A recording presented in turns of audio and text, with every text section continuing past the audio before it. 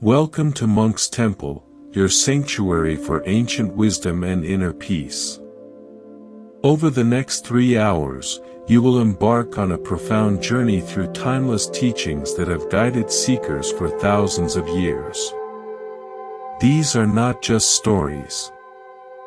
They are keys that unlock deep changes in how you experience life, face challenges, and discover lasting peace within yourself. Whether you're here for better sleep, relief from stress, or a deeper sense of meaning, these tales speak directly to the modern heart. Each one carries medicine for the soul, wisdom that transforms ordinary moments into opportunities for growth.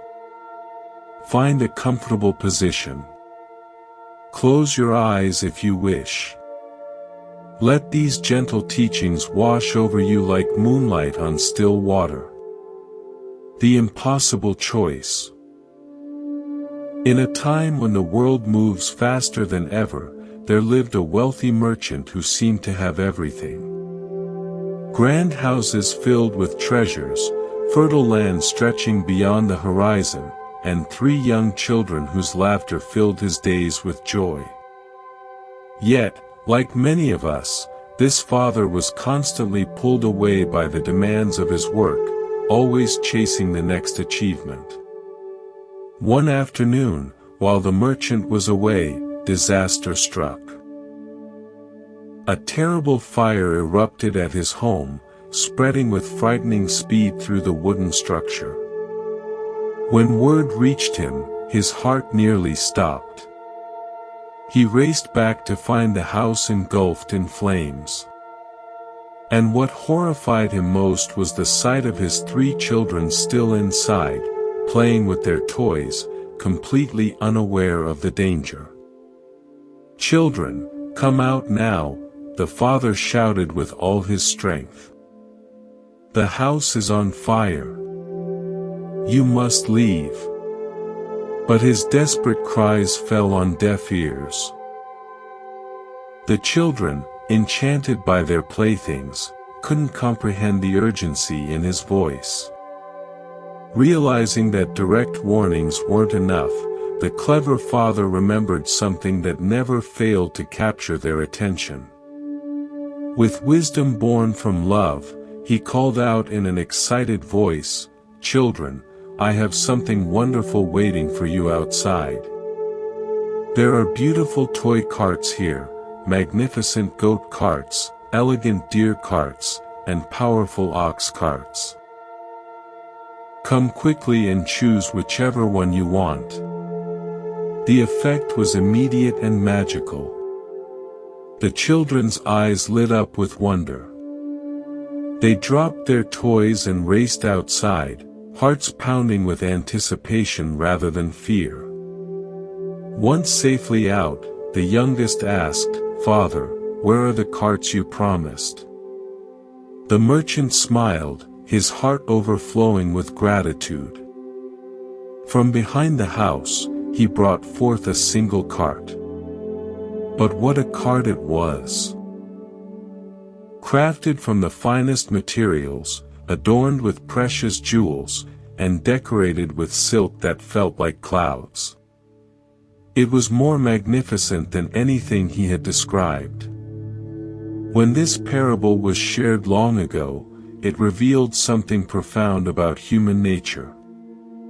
The burning house represents our everyday suffering, the stress, anxiety, and dissatisfaction that consume our peace. Like the children, we often become so absorbed in temporary pleasures that we fail to see the dangers slowly burning away our happiness. Modern neuroscience confirms this. Our brains are wired to seek immediate gratification, often missing long-term consequences. The loving Father represents wise guidance, whether from teachers, books, or our own inner wisdom. Sometimes direct warnings aren't enough to motivate change. So wisdom uses skillful means, meeting us where we are, speaking in ways that resonate with our current understanding. The various carts represent different practices that help us grow. But the magnificent final cart represents something extraordinary, the discovery that peace was always available, more beautiful than we ever imagined. Right now, take a gentle breath and notice what's happening in your body. Ask yourself, what burning house am I living in today? Perhaps it's a stressful job, a strained relationship, or endless scrolling through social media. Don't judge yourself. Simply observe with compassion. Here's your practice for this week. Each morning, spend 30 seconds asking, what am I so absorbed in that I'm missing the bigger picture? Then take 3 conscious breaths, like stepping outside the burning house of unconscious living. Notice how this simple pause shifts your entire day. You're not trying to fix anything. You're simply developing the awareness to see clearly. This ancient story speaks directly to our modern predicament. We chase external achievements, the next promotion, relationship, or purchase, believing they'll bring lasting satisfaction. But like the children's toys, these pleasures are temporary distractions from deeper fulfillment. The Father's lie wasn't deception. It was compassionate guidance towards something infinitely more valuable. When you feel trapped in cycles of wanting and disappointment, remember the magnificent cart. True contentment isn't found in getting what you think you want, but in discovering the peace that was always available within you. The burning house of modern life, with its endless notifications, pressures, and distractions, cannot touch the sanctuary of awareness you carry everywhere.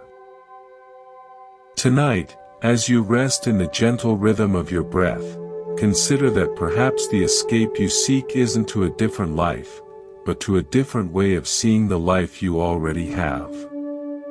The sound that changed everything. In a tranquil monastery nestled among whispering bamboo groves, there lived a young monk whose heart burned with frustration.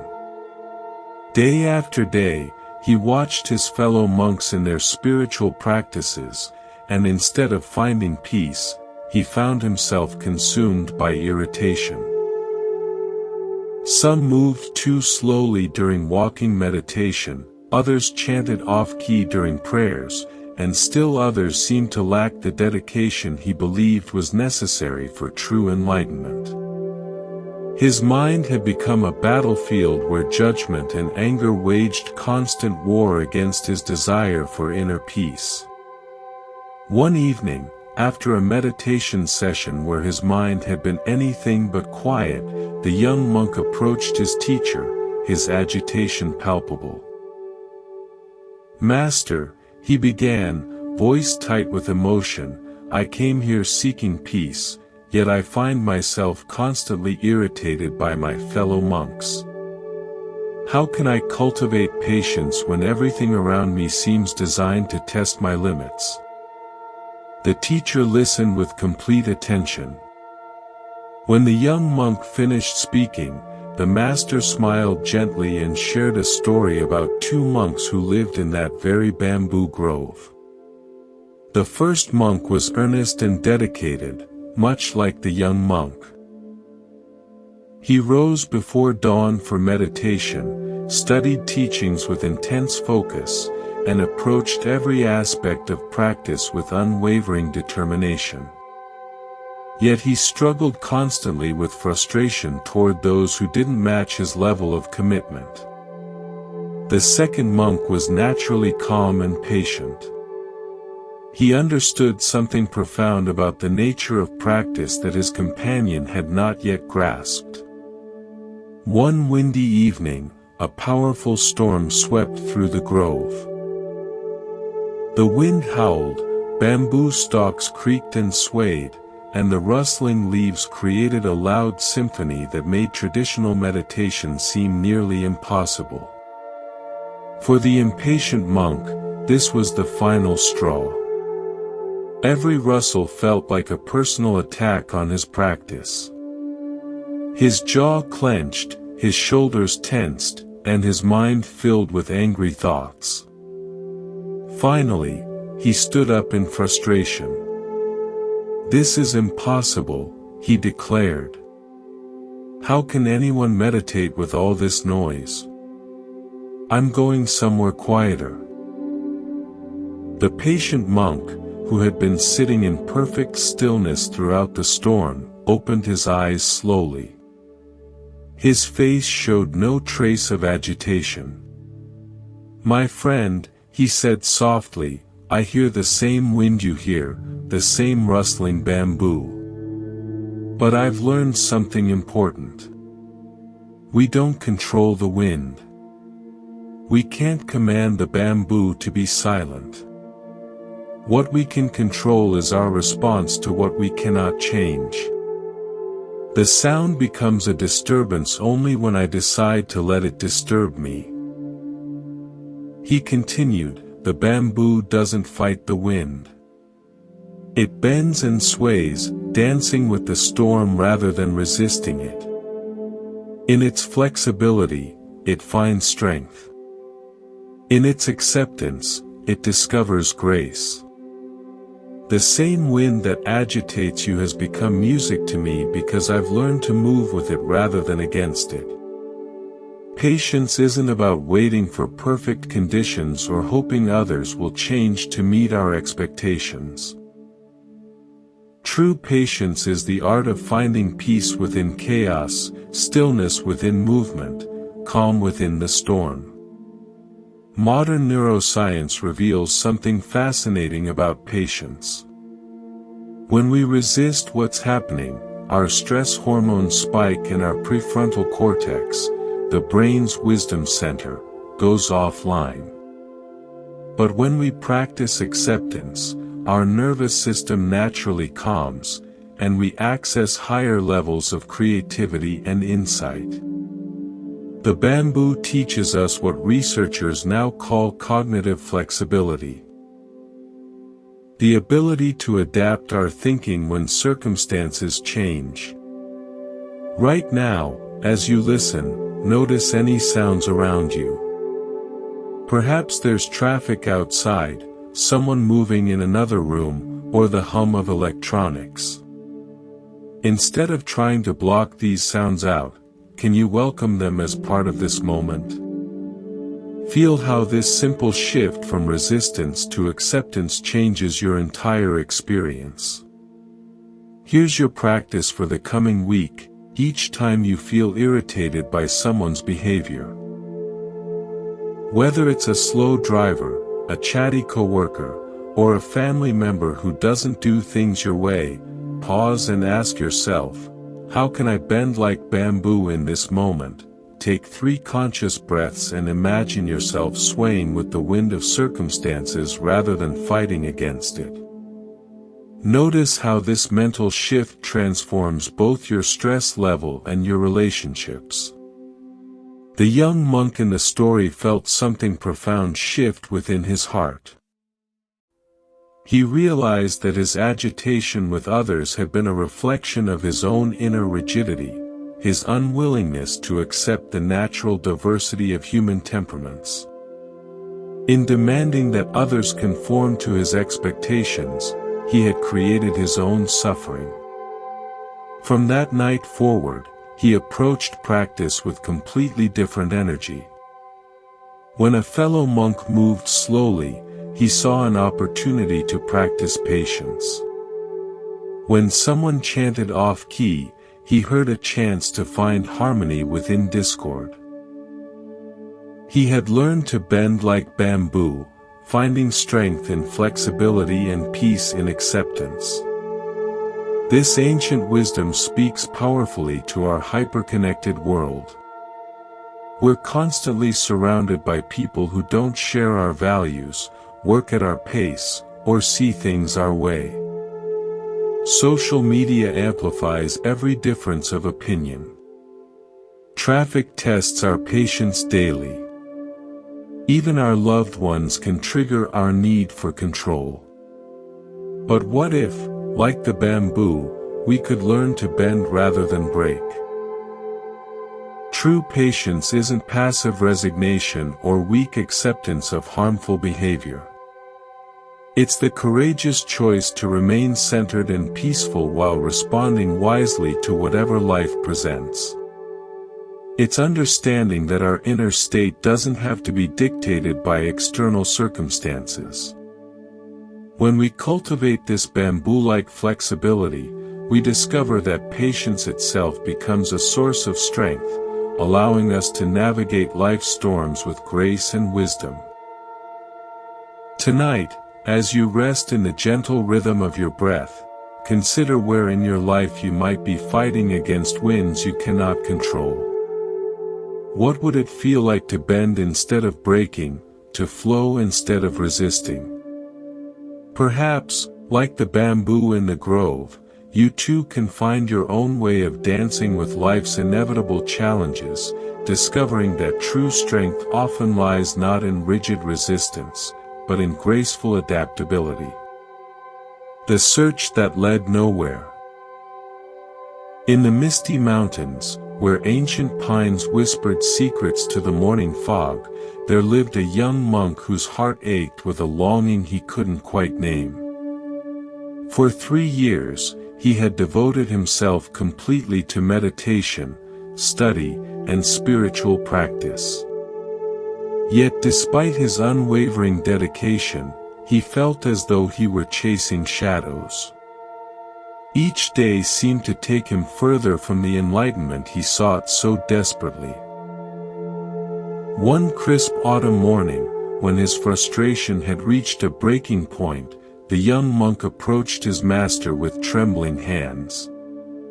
"Master," he began, "I've been practicing for years with complete dedication. I meditate for hours, study every teaching, follow every instruction. Yet I feel further from enlightenment now than when I first arrived. What am I doing wrong?" The master looked up from his gardening, his weathered face showing gentle warmth. He gestured for the young monk to sit beside him on a stone bench. "Let me tell you a story," he said. "There was once a farmer who loved his ox more than anything in the world. This ox was not just a working animal, but his closest companion. Together they had plowed countless fields and weathered many storms. The ox was strong and gentle, with wise eyes that seemed to understand the farmer's heart. One morning, the farmer woke to discover that his beloved ox had wandered away during the night. His heart filled with panic and grief. Immediately, he began searching with desperate intensity. He called the ox's name until his voice grew hoarse, combed through fields until his feet were bleeding. Days turned into weeks, weeks into months. His fields went unplanted. His house fell into disrepair. But nothing mattered except finding what he had lost. Finally, after months of fruitless searching, the exhausted farmer discovered fresh tracks at the edge of a dense forest. With trembling excitement, he followed the trail deeper and deeper. The journey was arduous, through thick underbrush, across rushing streams, up steep mountainsides. After many days, he emerged into a beautiful mountain meadow. There, grazing peacefully in the afternoon sunlight, was his ox. The animal looked up at his approach, and in its gentle eyes, the farmer saw the same wisdom and affection that had always been there. But as he drew closer, something profound began to dawn on him. The ox looked exactly the same as always, strong, gentle, peaceful. It hadn't been lost or suffering during their separation. In fact, it seemed to radiate the same quiet contentment it had always possessed. The farmer realized his beloved companion had never really been lost at all. As this understanding settled into his heart, the desperate, frantic energy that had driven his search slowly dissolved, replaced by a profound sense of coming home. He sat down in the meadow beside his ox, feeling a peace deeper than any he had known before. It wasn't just that he had found his lost companion. He had rediscovered something within himself that had never actually been missing. The master paused, allowing the young monk to absorb the meaning. Modern psychology calls this the hedonic treadmill, our tendency to believe happiness lies in the next achievement, relationship, or experience. We exhaust ourselves chasing external goals, not realizing that contentment was always available in the present moment. Neuroscientists have discovered that our brains are naturally wired for seeking, but true fulfillment comes from learning to rest in being. This ox represents your true nature, the master continued softly. Your inherent peace, wisdom, and completeness. At the beginning of your spiritual journey, you felt like something precious was missing. So you began searching with great intensity. But what if nothing was ever actually missing? Right now, take a moment to notice your breathing. You're not making it happen.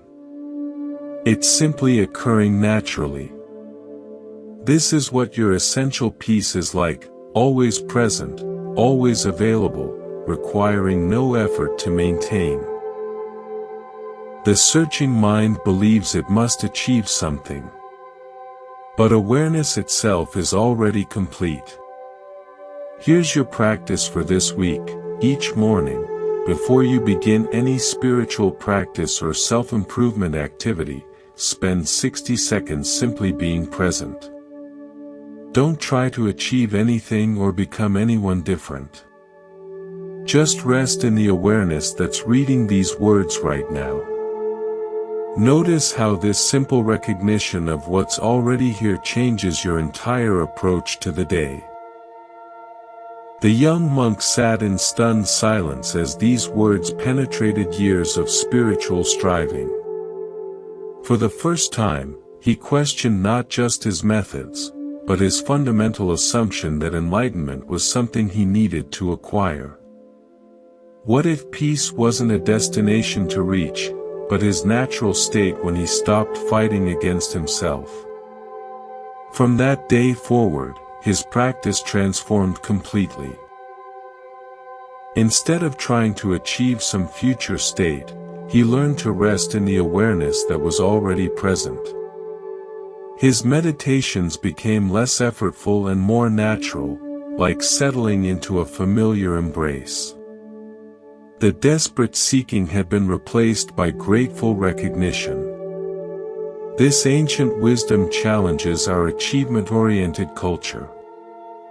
We're conditioned to believe that happiness requires constant improvement, that peace is something we must earn through effort and discipline.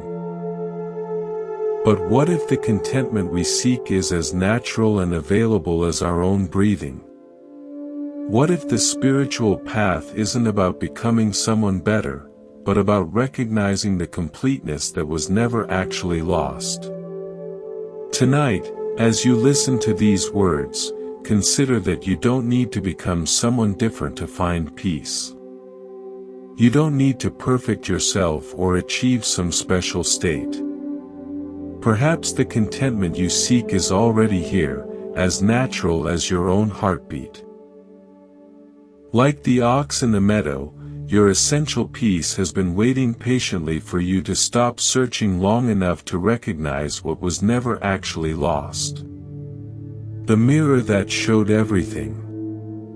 A young monk wandered through life, carrying an invisible burden that grew heavier with each passing day. His mind had become a battleground where anger, jealousy, and pride waged constant war against his desire for inner peace. No matter how many hours he spent in meditation or how fervently he prayed, these unwelcome emotions kept arising like weeds in a carefully tended garden. He felt like a failure, convinced that true monks should be pure and calm, untouched by such disturbing feelings. One morning when his frustration had reached its peak, he approached his teacher with desperation in his voice. "Master," he confessed, his words heavy with shame, "I find myself constantly distracted by anger, jealousy, and pride. No matter how hard I try to be pure and calm, these emotions keep arising. Why can't I escape from these feelings that seem to poison everything I touch?" The teacher listened with complete attention. Without saying a word, he gestured for the monk to follow him. They walked together through ancient forests where sunlight filtered through emerald leaves, creating patterns of light and shadow that danced with each gentle breeze. Eventually, they reached a crystal-clear mountain pool where the water was so still it looked like polished glass. The teacher instructed the troubled monk to sit by the water's edge. "Look into the water," he said simply. "Tell me what you see." The monk leaned over the pristine surface and immediately saw his own reflection staring back at him, every detail perfectly clear. "I see myself, Master," he replied. "Good," the teacher said with a knowing smile. "Now reach into the water and stir it with your hand. Move it vigorously as if you're trying to chase away what you see there." The monk did as instructed, plunging his hand into the cool water and swirling it with increasing intensity. The previously mirror-like surface erupted into chaos. Ripples spread in every direction. The water became cloudy with disturbed sediment, and his reflection completely disappeared. Where once there had been clarity, now there was only turbulent confusion. "What do you see now?" the teacher asked. "I see nothing clearly," the monk replied, frustrated. "My reflection is gone because the water is too disturbed. Everything is cloudy and chaotic. The more I try to change what I see, the worse it becomes." The teacher nodded. "Now remove your hand and simply wait. Do nothing but observe what happens naturally."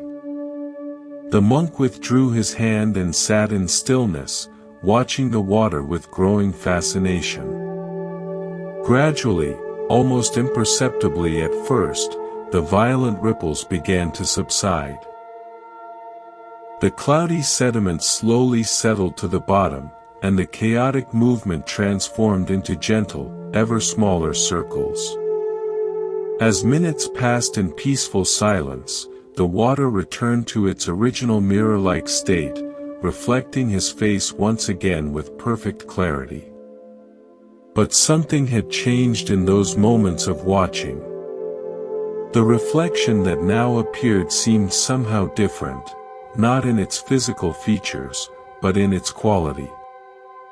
The worry lines had softened. The tension had eased. And there was a new depth of understanding in the eyes that looked back at him. Modern neuroscience reveals something remarkable about emotional regulation.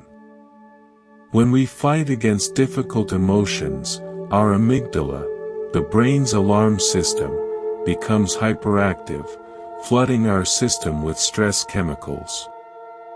But when we practice what researchers call mindful observation, our prefrontal cortex naturally calms the emotional storm. It's like allowing muddy water to settle. The clarity was always there, hidden beneath the turbulence. The mind is exactly like this pool of water, the teacher explained. When it is calm and still, it reflects reality with perfect clarity. You can see yourself and your circumstances as they truly are without distortion or confusion. But when it becomes disturbed by emotions like anger, jealousy, or pride, it becomes cloudy and chaotic, making it impossible to see anything clearly. Right now, as you listen to these words, notice what emotions might be present in your awareness. Perhaps there's frustration about something that happened today, worry about tomorrow, or judgment about yourself. Instead of trying to push these feelings away, can you simply observe them like ripples on the surface of a pond? Notice how this gentle attention, without trying to fix or change anything, naturally allows the turbulence to begin settling. Here's your practice for this week. When you notice strong emotions arising, anger at a difficult person, jealousy over someone's success, or pride about your achievements, imagine you're looking into that mountain pool. Ask yourself, am I stirring the water right now, or am I allowing it to settle? Then take 3 slow breaths, giving the emotion space to exist without resistance. Watch how this simple shift from fighting to observing transforms your entire emotional experience. True wisdom comes from learning a different approach entirely, the teacher continued. Instead of fighting against your emotions, observe them with patience and compassion. Watch them arise without judgment, exist without resistance, and pass away without attachment. Like ripples in water, all emotions are temporary by nature. They will settle naturally if you simply allow them the space to do so. The young monk felt a profound shift occurring within his understanding. For years, he had been at war with his own mind, trying to force away any emotion that didn't match his ideal of spiritual purity. But now he began to see that this very struggle had been the source of his suffering. His emotions weren't enemies to be defeated, but natural phenomena to be understood and accepted. From that day forward, his entire approach to his inner life transformed. When anger arose, instead of fighting it, he would observe it with curious attention. When jealousy appeared, he would watch it with patient compassion. When pride surfaced, he would notice it without judgment. And gradually he discovered that these emotions, when met with awareness rather than resistance, would naturally subside like ripples returning to stillness. This ancient wisdom speaks directly to our emotionally turbulent modern world. We live in a culture that often treats difficult feelings as problems to be solved immediately through medication, distraction, or positive thinking.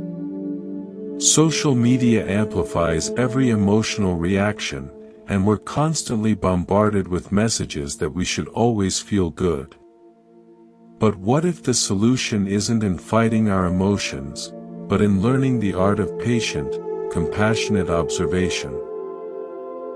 Tonight, as you rest in the gentle rhythm of your breathing, consider how you might approach your own difficult emotions differently. What would it feel like to stop stirring the water of your mind and instead allow it to settle naturally? Perhaps you'll discover, as the young monk did, that beneath all the temporary turbulence lies a clarity that was never actually disturbed, a mirror-like awareness that reflects reality with perfect peace when given the chance to simply be. The sweetest poison. A devoted disciple approached his teacher one evening, his face etched with confusion and inner turmoil. For months he had been wrestling with a question that kept him awake at night. "Master," he said, bowing respectfully, "I don't understand something fundamental about your teachings. You speak of letting go of attachments. Yet life offers us so many beautiful experiences: love, success, delicious food, comfortable homes. Are you saying we should avoid all pleasures and live like hermits?" The teacher's eyes sparkled with understanding. Instead of answering directly, he gestured for the disciple to walk with him through the moonlit forest. "Let me share with you a story," he said. "There was once a hunter known throughout the region for his cunning and skill. Unlike other hunters who relied on force or speed, he had mastered the subtle art of temptation. He understood that the most effective traps weren't built with sharp teeth or heavy nets, but with irresistible bait. His secret weapon was honey, pure, golden, impossibly sweet honey that could draw any creature from miles away. One morning, the hunter ventured deep into the forest where a magnificent deer had been spotted. This wasn't an ordinary animal. It was graceful, intelligent, and incredibly cautious. Previous hunters had failed to capture it because they had tried to overpower it with brute force. But this hunter knew that the most powerful trap is one the victim walks into willingly. He found a fresh green leaf and carefully spread a thin layer of honey across its surface. The honey gleamed like liquid gold in the dappled sunlight, its aroma sweet and enticing.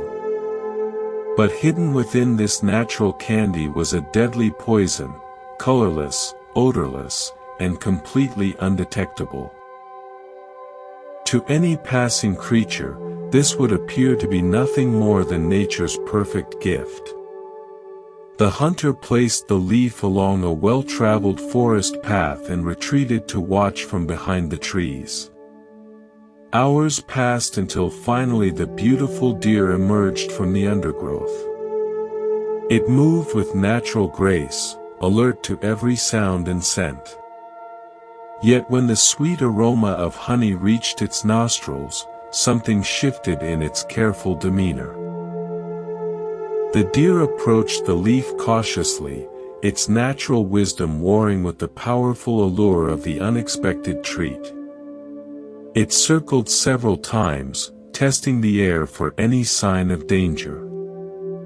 Finding nothing alarming, it tentatively extended its tongue and took the smallest possible taste. The honey was everything the aroma had promised, sweet beyond imagination, satisfying in a way that forest fare could never match. Overcome by the exquisite flavor, the deer abandoned its caution and consumed the entire leaf. For a brief, glorious moment, it experienced pure bliss. But within minutes, the hidden poison began its deadly work. The magnificent creature collapsed, its life ending not through violence or struggle, but through the very pleasure it had sought.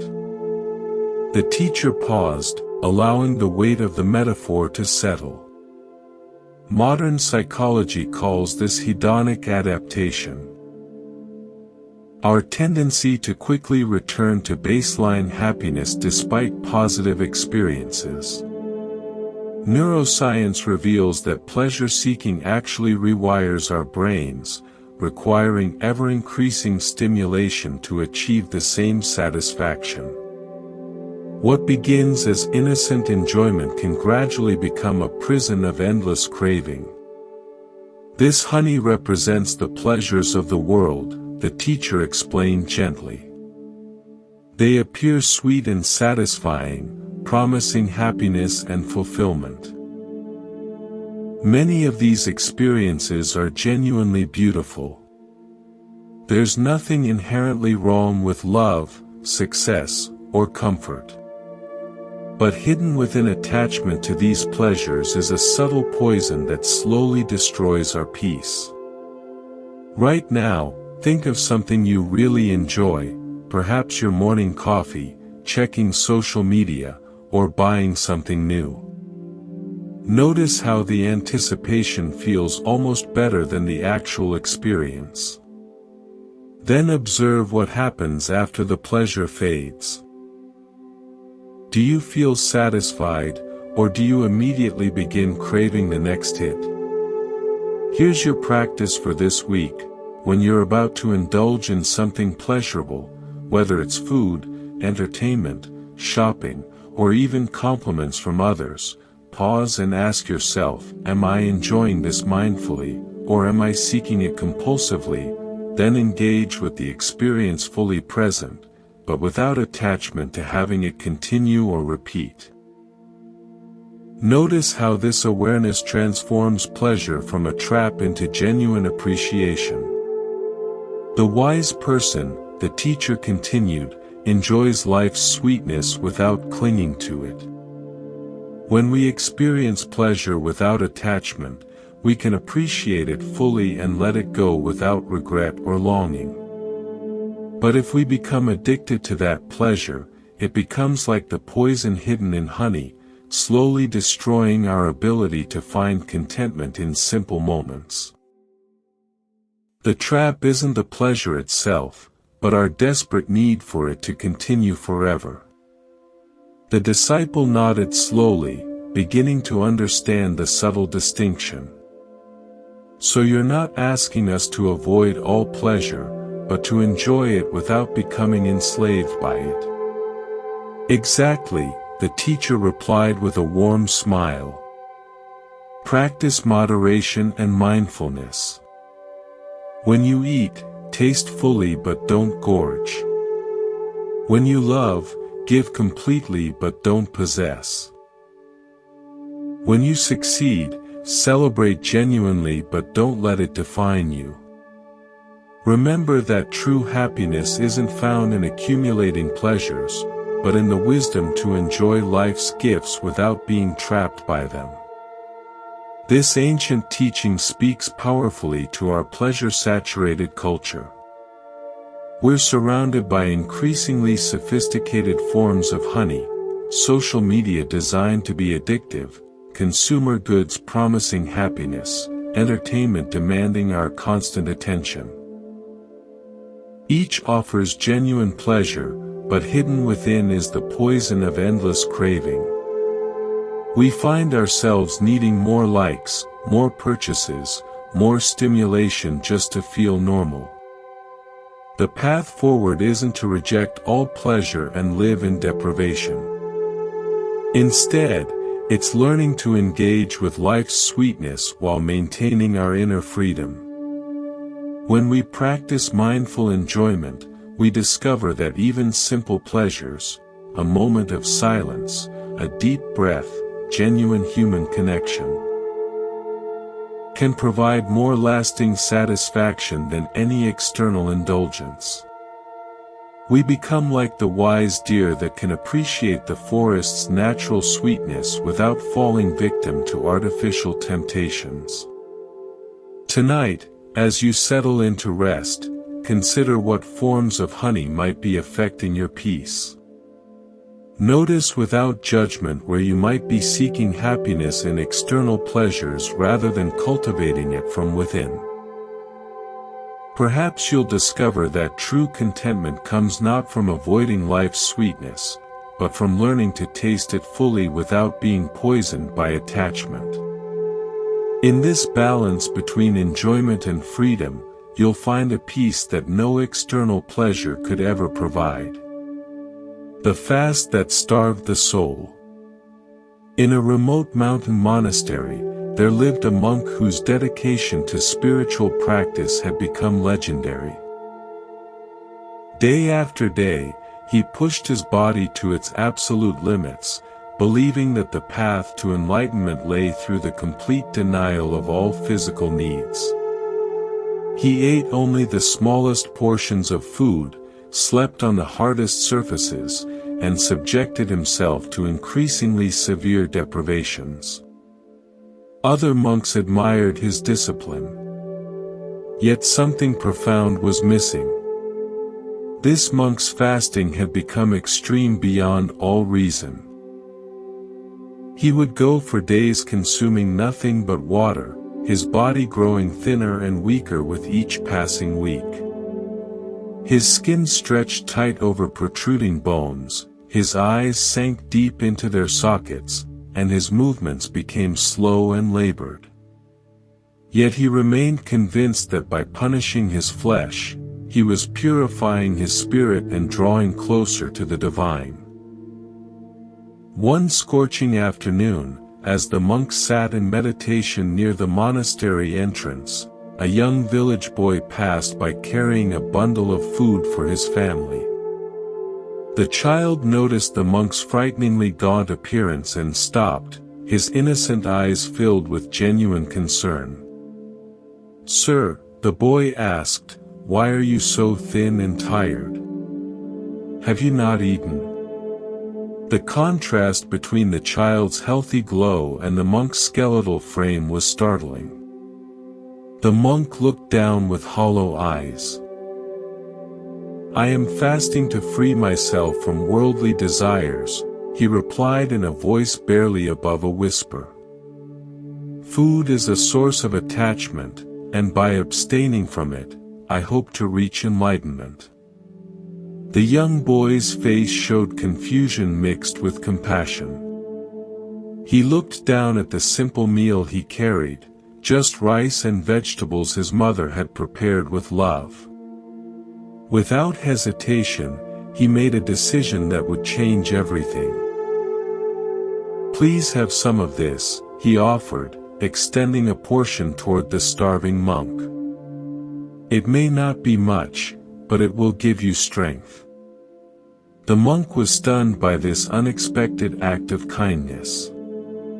His rigid mind, so focused on self-denial, struggled to process this simple gesture of human compassion. Something in the boy's earnest eyes melted a barrier the monk hadn't even known he'd built around his heart.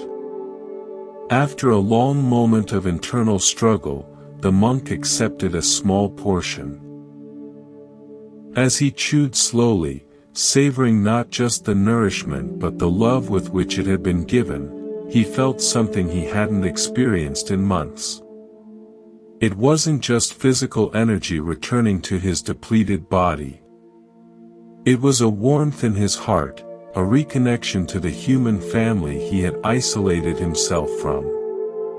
Tears began to flow down his sunken cheeks as he realized what he had been missing. Modern research reveals something crucial about extreme self-deprivation. When we deny basic needs, our brains enter survival mode, actually making us less capable of empathy, creativity, and spiritual insight. Studies show that moderate self-care enhances our ability to serve others, while extreme asceticism often leads to spiritual pride and isolation. The middle way between indulgence and deprivation creates the optimal conditions for both physical health and spiritual growth. That evening, the monk sought out his teacher. "Master," he said, his voice stronger now after accepting nourishment, "I thought I was advancing spiritually by denying my body completely. But today, a child showed me something I had forgotten, the importance of compassion, both for others and for myself. Have I been pursuing the wrong path all this time?" The teacher listened with infinite patience, then smiled. "Tell me," he said gently, "if a bird tried to fly with only one wing, how far would it travel?" The monk pondered. "It couldn't fly at all, Master. A bird needs both wings to soar." "Exactly," the teacher replied. The spiritual path requires two wings, wisdom and compassion. Discipline without kindness leads to rigidity and pride. Compassion without discipline can lead to indulgence and weakness. But when both are balanced, you can truly soar toward enlightenment. Right now, consider your own relationship with self-care.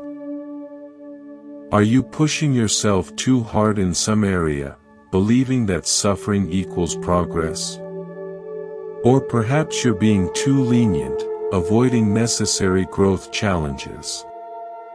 Notice how either extreme, harsh self-punishment or complete indulgence, actually impedes genuine transformation. Here's your practice for this week. Each day, ask yourself, am I treating myself with the same kindness I would show a dear friend? When you notice harsh self-criticism or extreme self-denial, pause and consider what genuine self-compassion would look like. This might mean eating when hungry, resting when tired, or speaking to yourself with gentleness. Paradoxically, this kindness toward yourself enhances rather than diminishes your spiritual progress. True spiritual growth happens not through punishment but through understanding, the teacher continued. When you care for your body wisely, you create the foundation for mental clarity. When you practice self-compassion, you develop the capacity for genuine compassion toward others. The goal isn't to transcend your humanity, but to embrace it with wisdom. From that day forward, the monk's practice transformed completely. He continued his meditation and study, but now he also ate regular meals, got adequate rest, and most importantly opened his heart to connection with others. His spiritual progress actually accelerated rather than slowed down. The other monks noticed that he had become not just disciplined but truly wise and compassionate. This ancient wisdom challenges our modern extremes. In a culture obsessed with optimization and performance, we often swing between harsh self-discipline and complete self-indulgence. We punish ourselves at the gym, deprive ourselves with extreme diets, or overwork ourselves believing suffering equals success. Yet the most profound transformations come through the middle way, firm but gentle, disciplined but kind. The child in this story represents our natural wisdom, the part of us that knows genuine care from disguised cruelty. Sometimes the most spiritual act isn't denying ourselves basic needs, but accepting help and kindness when offered. True strength comes not from the ability to endure punishment, but from the wisdom to know when to persist and when to be gentle. Tonight, as you prepare for rest, consider how you might treat yourself with the balanced care that allows both growth and compassion to flourish together. The gift that cost everything. In a prosperous kingdom where gold flowed like rivers and palaces touched the clouds, there ruled a king whose generosity had become the stuff of legends. Every day crowds gathered at his palace gates, and every day he gave freely to anyone who asked. Food for the hungry, shelter for the homeless, medicine for the sick. His kindness knew no boundaries. Yet unknown to his subjects, this king was about to face a test that would reveal the true depth of his compassionate heart. This wasn't mere political charity or calculated goodwill. The king genuinely believed that his wealth and power existed solely to serve others. He slept on simple bedding while ensuring his people had comfortable homes. He ate modest meals while his royal kitchens fed hundreds daily. His treasuries emptied and refilled constantly as he gave away fortunes without a second thought. One morning, as golden sunlight illuminated the marble corridors, a mysterious figure appeared at the royal court. The stranger was dressed in the humble robes of a wandering beggar, but his eyes held an intensity that seemed to pierce through facades. This was actually a renowned sage who had heard tales of the king's generosity and had come to discover whether it was genuine or merely for show. He approached the throne with slow, deliberate steps. "Great king," the disguised sage began, "your reputation for boundless generosity has reached even the remotest corners of the land. People speak of your kindness as though it were limitless. But I must ask you directly, is there truly nothing you would not give if someone asked for it?" The king looked down at this humble visitor with eyes that held no arrogance, only sincere conviction. "I would give anything within my power to give," he replied without hesitation. "I hold nothing back if it serves the greater good. My wealth, my kingdom, even my comfort, all of it exists to help others. What is a king if not a servant of his people?" The sage's eyes narrowed slightly. "Your words are beautiful, noble king. But words are easy when they cost nothing. If your generosity is truly boundless, then prove it. I ask for your most precious possession, your life itself. Will you give that to me?" A profound silence fell over the royal court. Courtiers gasped, guards tensed, advisors exchanged worried glances. This was no longer a simple request for charity. This was a demand that challenged the very nature of existence. Yet the king's response came without a moment's hesitation.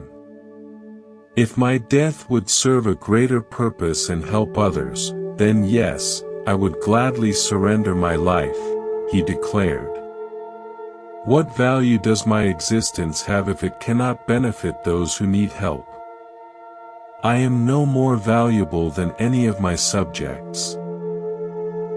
If giving my life would somehow serve the greater good, then it is yours to take." Modern psychology reveals something fascinating about extreme altruism. Studies show that people who are willing to sacrifice for others actually experience greater life satisfaction and mental health. This phenomenon, called helper's high, occurs because acts of selfless giving activate the same brain regions associated with receiving rewards. True generosity creates a positive feedback loop that enhances rather than diminishes our own well-being. The sage was astounded by the king's unwavering sincerity. This wasn't bravado or political posturing. It was the genuine response of someone who had transcended the normal boundaries of self-interest. But he pressed further, needing to test whether this was momentary courage or deep conviction. "Then prove your words with action," the sage demanded. "Prepare yourself for death right now." Without flinching, the king rose from his throne and called for a ceremonial blade. As word spread, his subjects came running, tears streaming down their faces. "Please, your majesty," they pleaded, "don't leave us. We need your guidance, your protection, your wisdom. How can you abandon those who depend on you?" The king looked upon his weeping people with infinite tenderness. "My dear friends," he said, his voice carrying both strength and compassion, "I have lived my entire life in service to you. If my death is now requested and could serve some greater purpose, then it is my honor to give it. True love sometimes requires the ultimate sacrifice. Right now, consider what you hold most precious in your life. Perhaps it's your reputation, your relationships, your dreams, or simply your sense of security. What would it feel like to hold these treasures lightly? Willing to release them if it would truly serve others. This doesn't mean being reckless with your life, but examining how attachment to our possessions and identity can limit our capacity for genuine love. Here's your practice for this week. Each day, identify one thing you're holding too tightly. Perhaps your need to be right, your desire for recognition, or your attachment to a particular outcome. Practice releasing your grip on this attachment, even just slightly.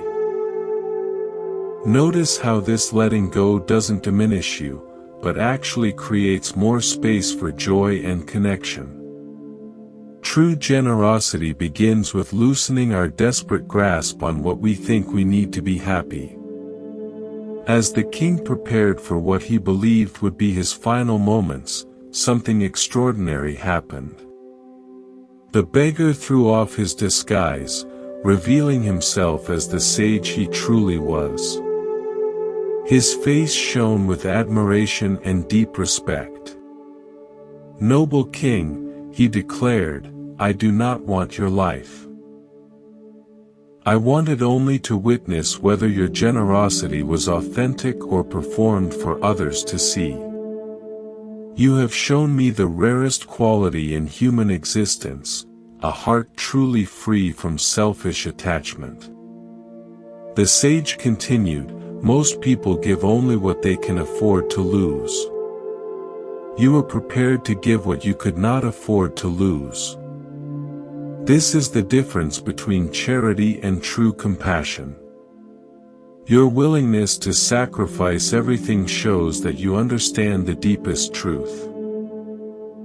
We find our greatest fulfillment not in holding on to life, but in offering it freely for the benefit of others." This ancient story challenges our modern understanding of self-care and personal boundaries. We're often told to put ourselves first. Yet the deepest satisfaction comes from moments when we transcend narrow self-interest. The king's willingness to give everything wasn't self-destructive. It was the natural expression of a heart that had discovered its connection to all life. When we truly understand that our well-being and others' well-being are inseparable, generosity becomes not a burden but a joy. Tonight, as you reflect on this tale of ultimate generosity, consider how you might live with greater openness and less attachment. What would change in your daily life if you truly believed that giving enhances rather than diminishes your own happiness? Perhaps you'll discover that the path to genuine fulfillment lies not in accumulating and protecting, but in sharing freely the gifts you've been given. The tree that taught time. Deep in the mountains where mist danced between ancient peaks, a young monk arrived at his monastery burning with impatience. His heart raced with spiritual ambition, his mind churned with questions about enlightenment, and his entire being vibrated with the urgent need to achieve something profound. He had read every sacred text, memorized countless teachings, and practiced meditation with fierce intensity. Yet despite all his efforts, the peace he sought remained frustratingly elusive. Every morning, this eager seeker would approach his master with the same desperate question: "When will I reach enlightenment? I've been practicing for months now with complete dedication. I follow every instruction, attend every teaching, meditate for hours each day. Why do I still feel so far from understanding?"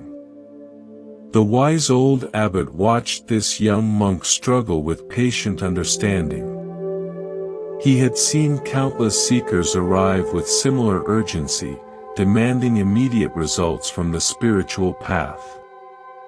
The modern world had trained them to expect instant gratification, fast food, quick fixes, rapid transformations. But wisdom, the abbot knew, followed an entirely different timeline.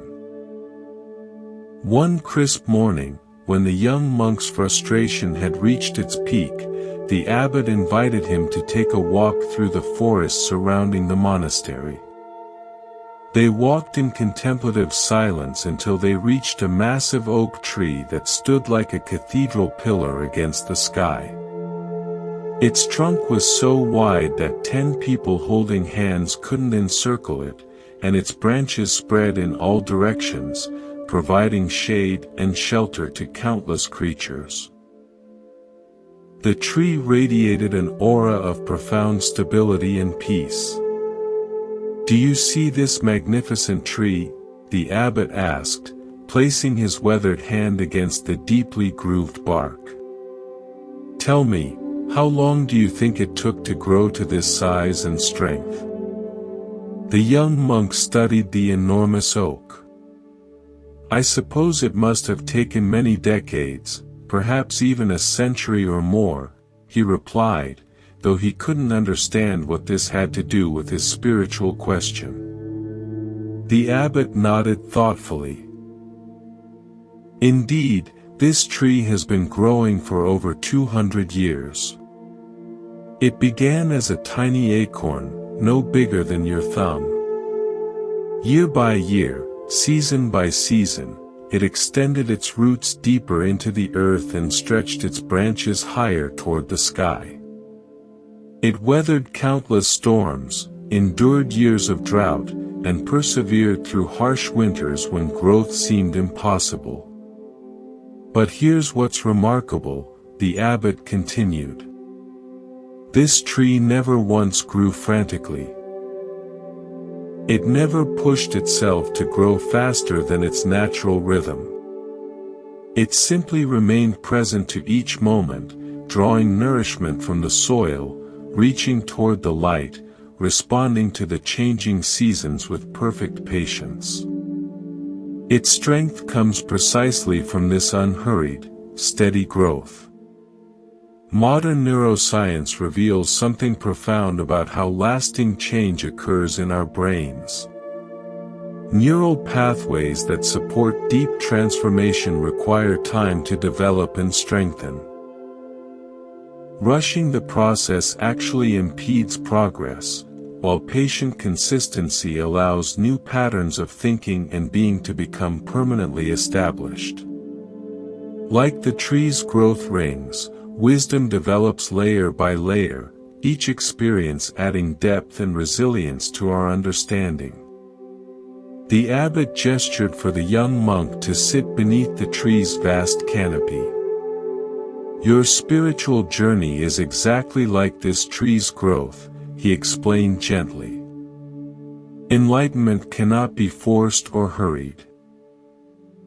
It unfolds naturally when we provide the right conditions, regular practice, patient persistence, and acceptance of our current stage of development. The more you grasp after quick results, the more you disturb the natural process of awakening.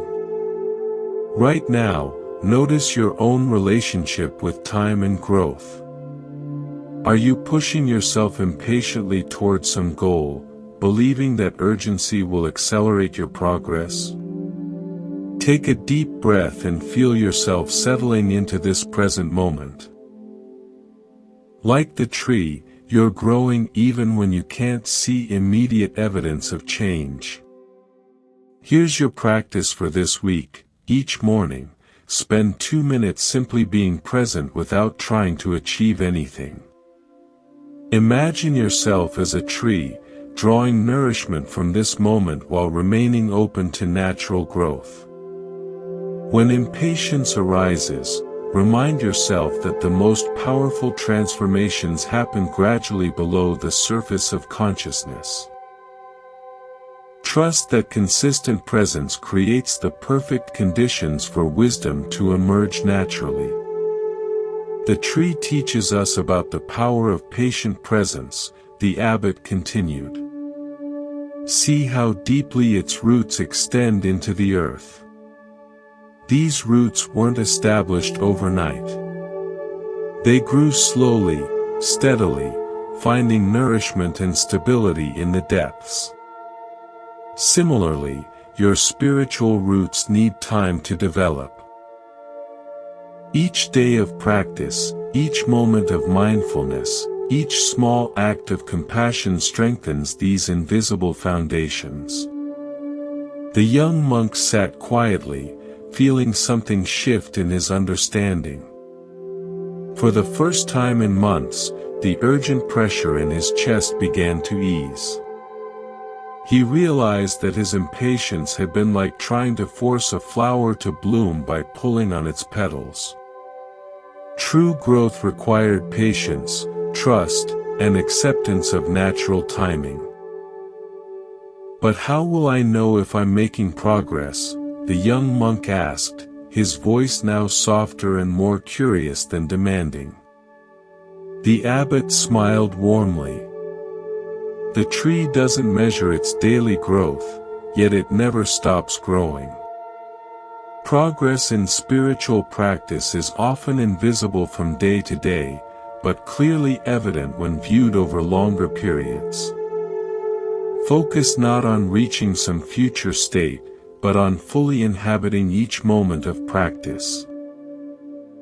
Like the tree, find joy in the process itself rather than fixating on distant goals. From that day forward, the young monk's entire approach to spiritual practice transformed. He continued his meditation and study, but now with the patient persistence of a tree reaching toward light. He stopped demanding immediate enlightenment and began appreciating the subtle beauty of gradual awakening. Paradoxically, this release of urgency allowed his practice to deepen more quickly than ever before. This ancient wisdom speaks directly to our achievement-obsessed culture. We live in a world of instant everything, fast internet, rapid delivery, quick fixes for complex problems. Yet the most meaningful transformations in life follow natural rhythms that cannot be rushed. Whether we're developing relationships, building skills, or growing in wisdom, patience with the process often proves more valuable than intensity of effort. Tonight, as you settle into rest, imagine yourself growing like that mighty oak. Feel your roots extending deeper into wisdom, your branches reaching higher toward understanding. Trust that every moment of sincere practice adds another ring of growth to your developing wisdom. In this patient acceptance of natural timing, you'll discover that the journey itself becomes the destination. The man who had everything and nothing. There once lived a merchant whose wealth could have purchased entire kingdoms. His warehouses overflowed with silks from distant lands, his vaults glittered with precious gems, and his estate stretched beyond the horizon. Servants attended to his every need, and nobles competed for invitations to his lavish banquets. Yet despite possessing everything the world considered valuable, this man carried within his chest a hollow ache that no amount of gold could fill. Each morning, the merchant would wake in his silk-draped chamber and feel the familiar emptiness gnawing at his soul. He would walk through rooms filled with priceless artifacts, past gardens where exotic flowers bloomed in perfect rows, and still feel as though something essential was missing. His meals, prepared by the finest chefs, tasted like ash in his mouth. His entertainment, provided by the most talented performers, felt hollow and meaningless. The wealthy man had heard whispers about a wise teacher who possessed an extraordinary understanding of life's mysteries. People spoke of this teacher's ability to help others find genuine peace and happiness. Desperate for answers, the merchant decided to seek him out, hoping that perhaps spiritual wisdom could provide what material abundance had failed to deliver. When the merchant finally found the teacher, he was surprised by what he encountered. The teacher sat peacefully beneath a simple tree, wearing humble robes and possessing nothing but a wooden bowl and a few worn texts. Yet there was something in the teacher's presence that the merchant's wealth had never provided, a deep contentment that seemed to radiate from within. This poor man possessed a richness that all the merchant's treasures couldn't match. "Revered teacher," the merchant began, bowing respectfully despite his higher social status, "I have everything a person could wish for, wealth beyond measure, status, luxury, and comfort. Yet I feel an emptiness that grows stronger each day. I've tried to fill this void with more possessions, grander experiences, and greater achievements. Nothing works. Can you help me understand why I remain so deeply unsatisfied?" The teacher listened with complete attention. "I can indeed help you," he replied with a gentle smile. "But first, I must grant you 3 special wishes. These are not ordinary wishes. They carry the power to transform your understanding completely. Think carefully before you speak, for each wish will teach you something profound about the nature of happiness." The merchant's eyes lit up with excitement. Here was exactly what he'd been seeking, magical solutions to his persistent problems. He pondered, then made his first wish with complete confidence. "I wish to be free from all my worries and troubles," he declared. "Surely without these burdens, I will finally find peace." The teacher closed his eyes in silent meditation, then nodded. "Your wish is granted. Return home and observe your mind carefully over the coming days." The merchant hurried back to his estate, filled with anticipation. But as days passed, he noticed something puzzling. His mind continued producing the same worried thoughts about business deals, family relationships, and future security. The familiar anxieties still arose whenever he faced challenges. Frustrated, he returned to the teacher. "The wish didn't work. I still worry about everything, my investments, my reputation, my health. Nothing has changed." Modern neuroscience explains what the merchant was experiencing. Our brains are evolutionarily wired to anticipate problems and seek security. Worry isn't an external force that can be magically removed. It's a natural function of human consciousness. True freedom from worry comes not through elimination, but through changing our relationship with uncertain thoughts. The teacher smiled knowingly. Worries don't disappear simply because we wish them away. They arise from our attachment to controlling outcomes we cannot control. Real peace comes from understanding that uncertainty is life's natural state and learning to rest comfortably within that uncertainty. Feeling somewhat foolish but still hopeful, the merchant made his second wish. "Then I wish to be free of all my desires.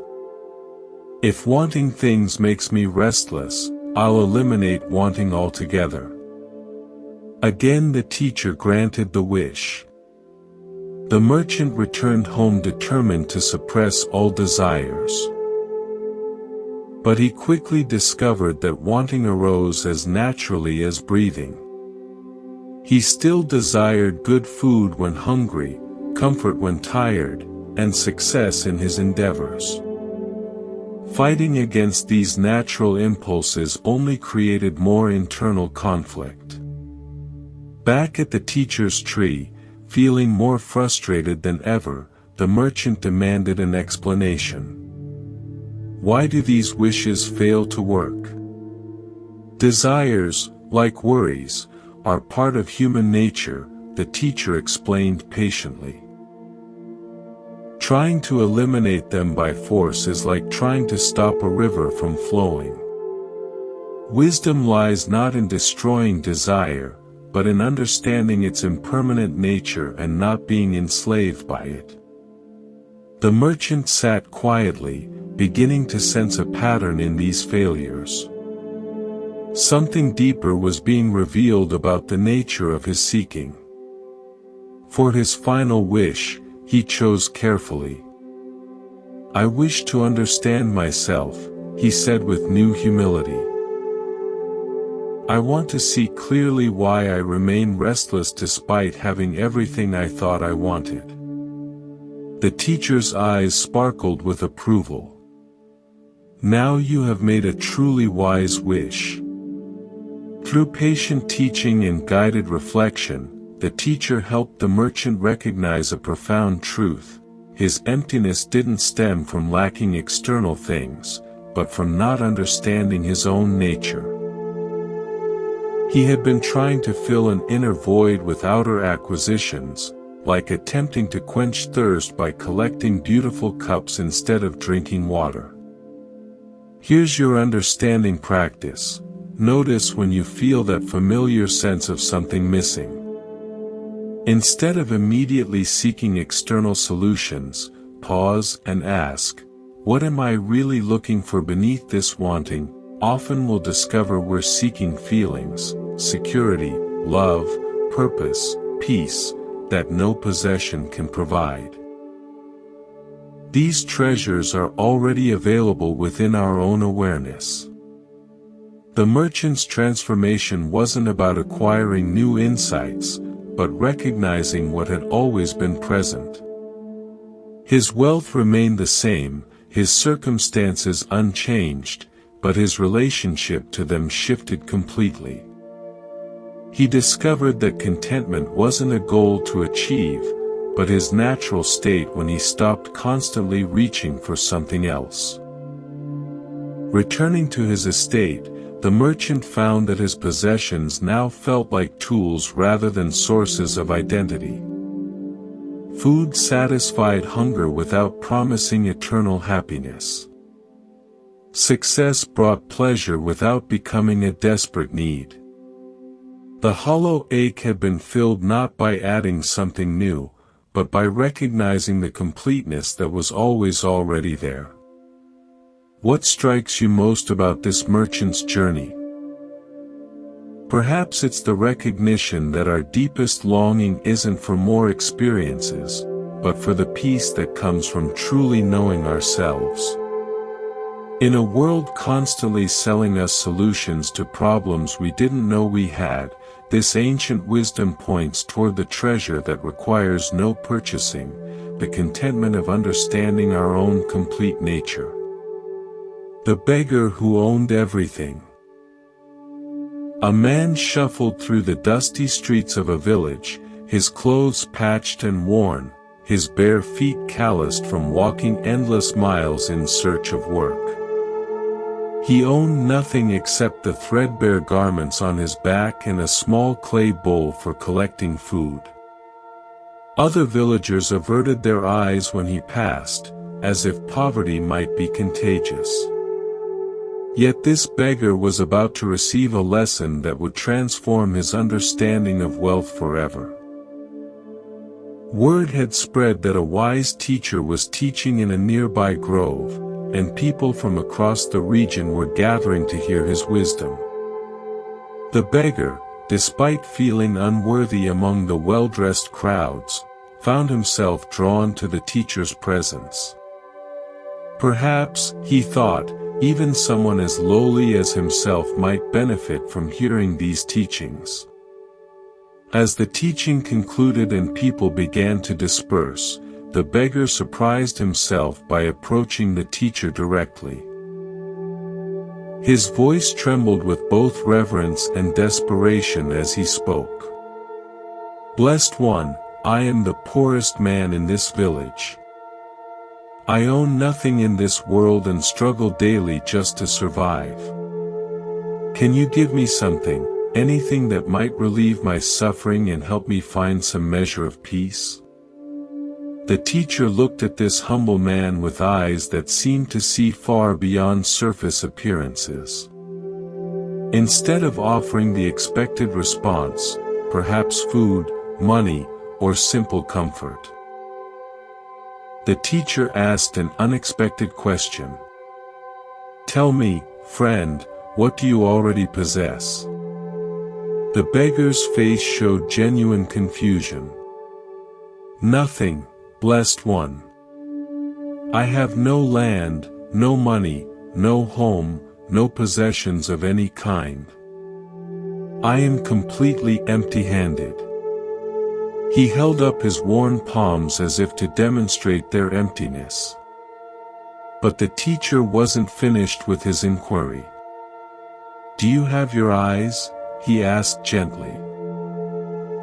"Well, yes, of course I do," the beggar replied, puzzled by such an obvious question. "And would you trade those eyes for a chest filled with gold?" the teacher continued. "Think carefully. Someone offers you immense wealth in exchange for your sight. Would you accept such a bargain?" The beggar recoiled at the suggestion. "Never," he exclaimed. "Without my eyes, I couldn't see the beauty of sunrise, the faces of kind people, or find my way in the world. No amount of gold could replace the gift of sight." For the first time in the conversation, his voice carried conviction rather than desperation. The teacher nodded approvingly. "What about your hands? Would you trade them for a magnificent palace with hundreds of servants?" Again, the beggar shook his head vigorously. "My hands allow me to touch, to work, to express kindness through gesture. They're how I connect with the world around me. I could never give them up, no matter what palace was offered." Something was beginning to shift in his understanding, though he couldn't yet name what it was. "And your legs?" the teacher asked. "Would you surrender your ability to walk for an entire kingdom to rule?" The beggar found himself laughing despite his circumstances. "What good would ruling a kingdom be if I couldn't walk through it, couldn't move freely, couldn't experience the simple joy of putting one foot in front of the other? These legs have carried me across countless miles through good times and bad. They're more valuable than any crown." Modern research reveals something profound about how we perceive wealth. Psychologists have discovered that people consistently undervalue what they already possess while overestimating the happiness that new acquisitions will bring.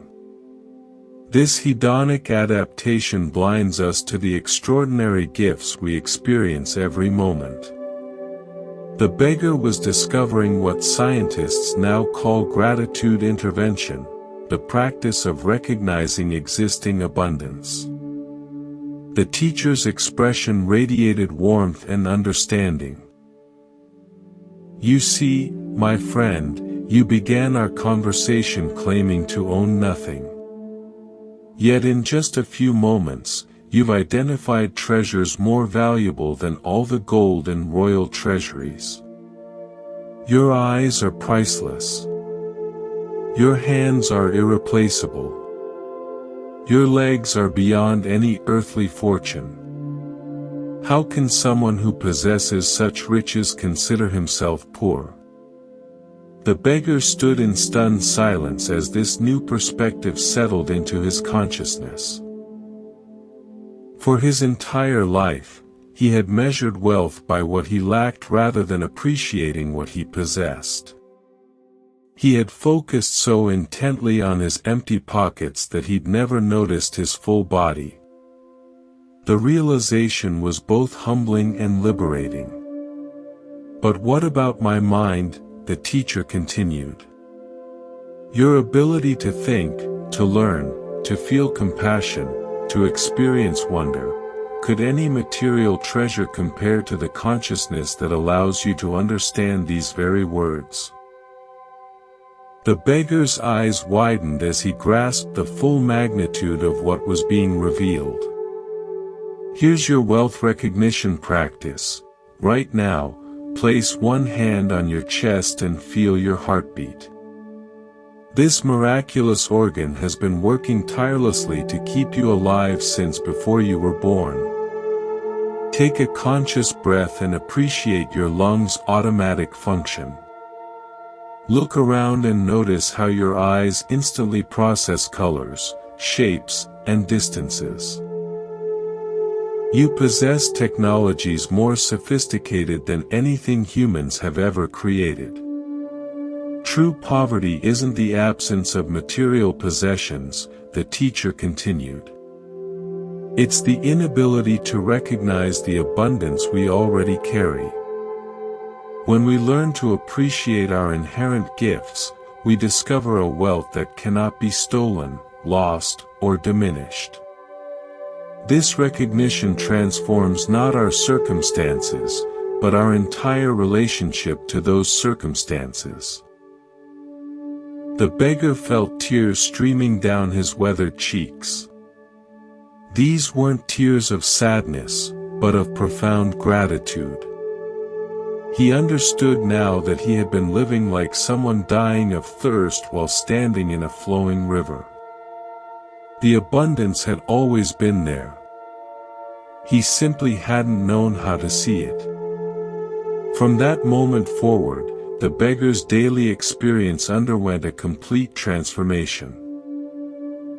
He still faced the same material challenges, still needed to seek food and shelter, but now he walked through the world as someone who knew his true worth.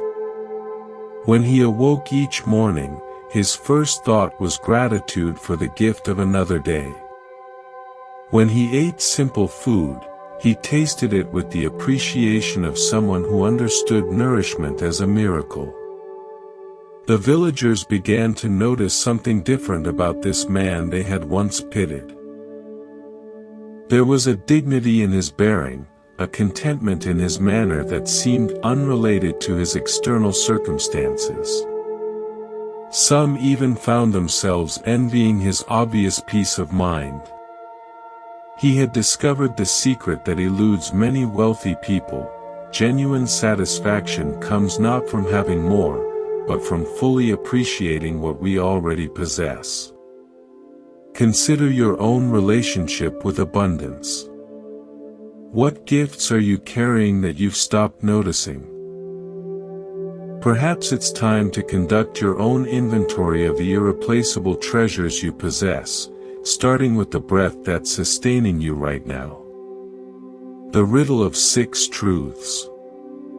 In ancient times, a powerful king grew curious about the nature of knowledge itself. He had heard countless debates among scholars, each claiming to possess the ultimate truth about reality. Frustrated by their contradictions, he devised an unusual experiment. The king summoned 6 men who had been blind since birth, men whose other senses had grown extraordinarily sharp in compensation for their lack of sight. Today, The king announced to his assembled court, "We shall discover the true nature of an elephant." He had his servants lead the 6 blind men to different positions around a magnificent elephant that stood patiently in the palace courtyard. Each man was instructed to explore the creature thoroughly and then describe exactly what an elephant was. The first blind man found himself positioned beside the elephant's massive flank.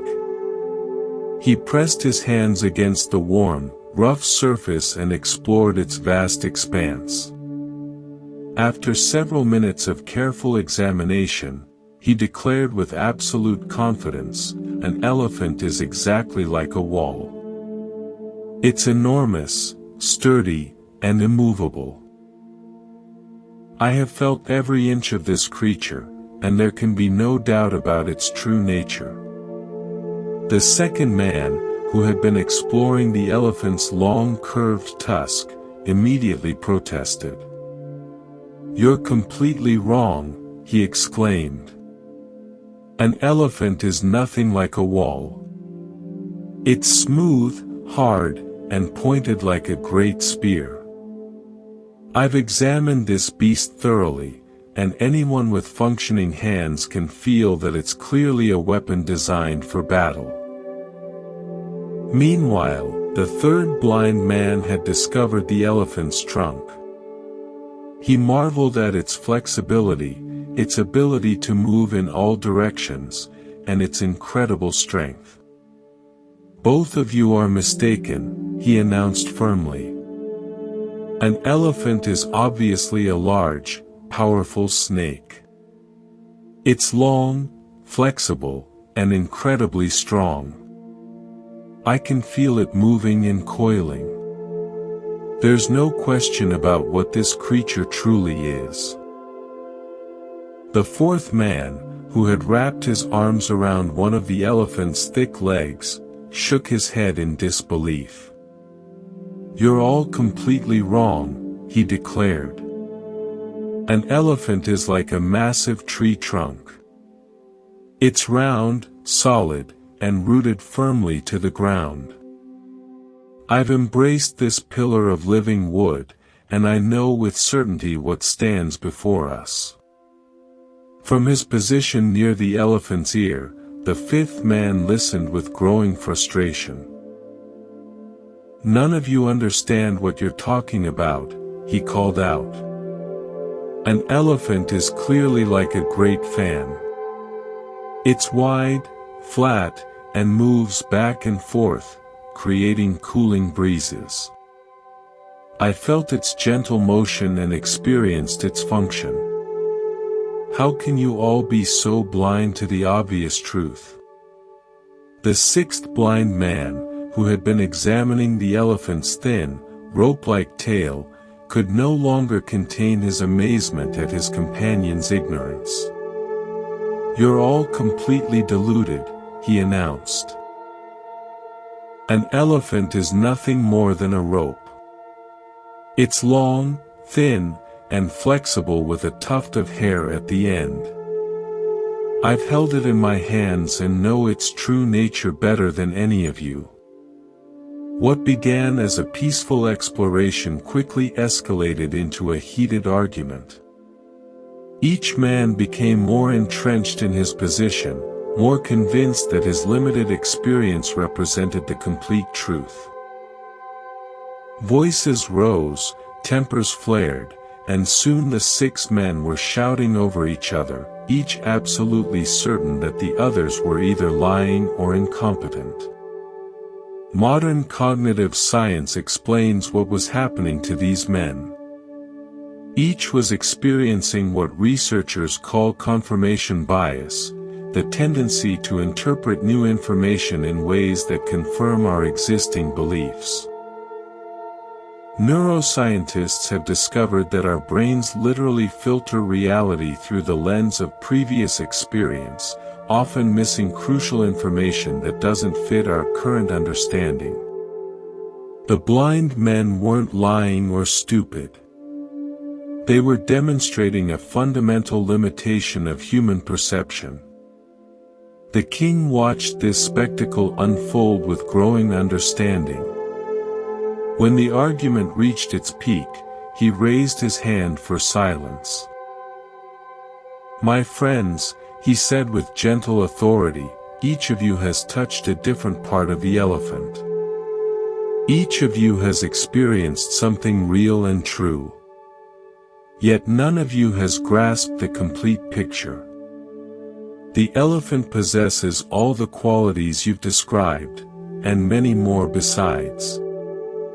The 6 men fell silent, suddenly realizing the limitation of their individual perspectives. Each had assumed that his partial experience represented total knowledge.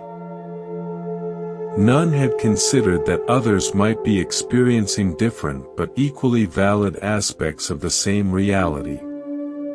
Their argument had been based not on falsehood, but on incomplete understanding. Here's your perspective practice. Think of a recent disagreement you've had with someone. Instead of assuming they were wrong and you were right, consider this question: what part of the elephant might they have been touching? What if their viewpoint, however different from yours, revealed something real that you couldn't see from your position? This doesn't mean all opinions are equally valid, but rather that truth is often larger than any single perspective can contain. When this story was later told to illustrate profound truths about the nature of understanding, it was explained this way.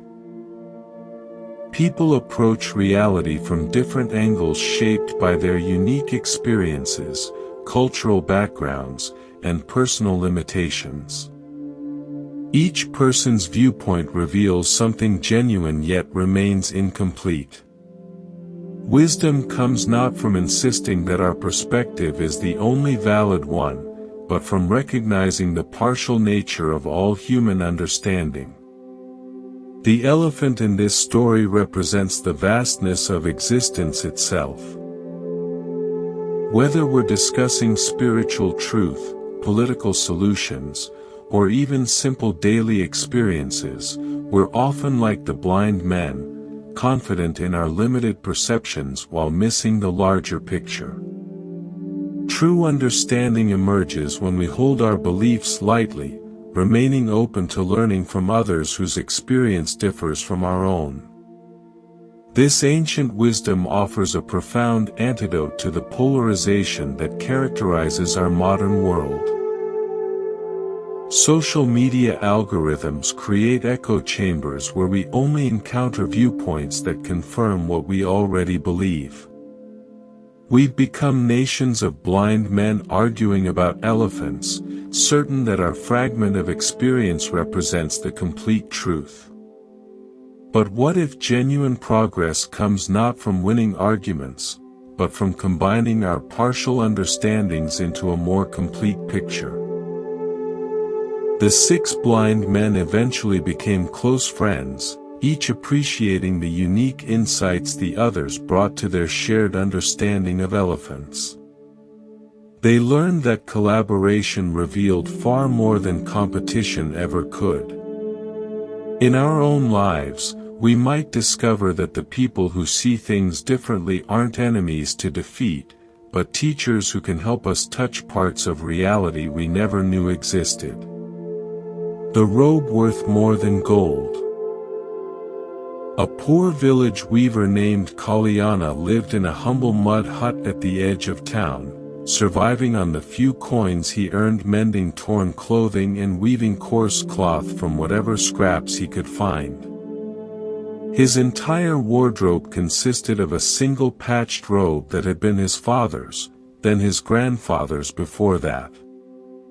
The fabric was so worn that threads came loose with every movement, and the original color had long since faded to an indeterminate brown. Yet this simple garment was about to become the most precious gift in an entire kingdom. News spread through the village like wildfire: a wise teacher was coming to teach. Wealthy merchants prepared elaborate offerings of silk and jewelry. Nobles commissioned golden statues. Even middle-class families gathered their finest possessions to present. Kalyana watched these preparations with growing sadness, knowing he had nothing worthy to offer such a revered teacher. As the day approached, Kalyana's desire to participate grew overwhelming. He looked around his sparse dwelling, a cracked water pot, a worn sleeping mat, a few tools for his trade. Nothing seemed appropriate. Then his eyes fell upon his only robe hanging on a wooden peg by the door. The idea that formed in his mind seemed almost ridiculous. How could his tattered old robe possibly compare to the magnificent gifts others would present? Yet something deep in his heart told him that the value of a gift lay not in its market price, but in the love with which it was given. If this robe was all he had, then it would have to be enough. When the teacher arrived at the village center, crowds gathered in reverent silence. One by one, the wealthy citizens stepped forward with their lavish offerings. Silk merchants presented bolts of fabric that shimmered like captured sunlight. Jewelers offered necklaces that could have fed entire families for years. Each gift was received with equal grace. Kalyana stood at the back of the crowd, clutching his folded robe with trembling hands. As the ceremony continued, his courage began to waver. What would people think when they saw him approach with such a humble offering? Would they laugh at his presumption? But then the teacher's eyes found his across the crowd. In that gaze, Kalyana saw not judgment, but infinite compassion, not expectations, but complete acceptance. Something in that look gave him the courage to step forward. When Kalyana reached the teacher, he removed his robe and held it out with both hands. The crowd fell silent, some whispering in amazement at his audacity. Here was a man offering his only garment, leaving himself with nothing but the simple undercloth worn beneath. His voice barely above a whisper, Kalyana spoke from his heart. "Blessed teacher, I have no gold or precious stones to offer you. This old robe is everything I own in this world. It may be worthless to others, but I give it to you with complete devotion and gratitude for your teachings. Please accept this humble gift from one who has nothing else to give." The teacher's response surprised everyone present. Instead of simply accepting the robe politely, he stood up and received it with the same reverence he might show a sacred relic. He held the worn fabric gently, examining it not with his eyes but with his heart. Then, to the astonishment of the entire gathering, he put on Kalyana's robe over his own garments. Modern psychology reveals something profound about the neuroscience of giving. Research shows that acts of generosity activate the brain's reward centers more powerfully when they involve personal sacrifice. The joy we experience from giving isn't proportional to the gift's monetary value, but to the meaning and intention behind it. Kalyana was experiencing what scientists now call helper's high, the euphoria that comes from selfless giving. "My friends," the teacher addressed the crowd, "look at this beautiful robe that Kalyana has offered. Do you see only worn fabric and faded colors? I see something far more precious. This gift represents complete generosity, the willingness to give everything one possesses without holding anything back. He continued, gesturing to the magnificent offerings that surrounded them. These other gifts, beautiful as they are, represent only a portion of their giver's wealth. But Kalyana has given 100% of what he owns. His sacrifice is complete, his generosity absolute. In the eyes of wisdom, this makes his offering infinitely more valuable than all the golden jewels combined.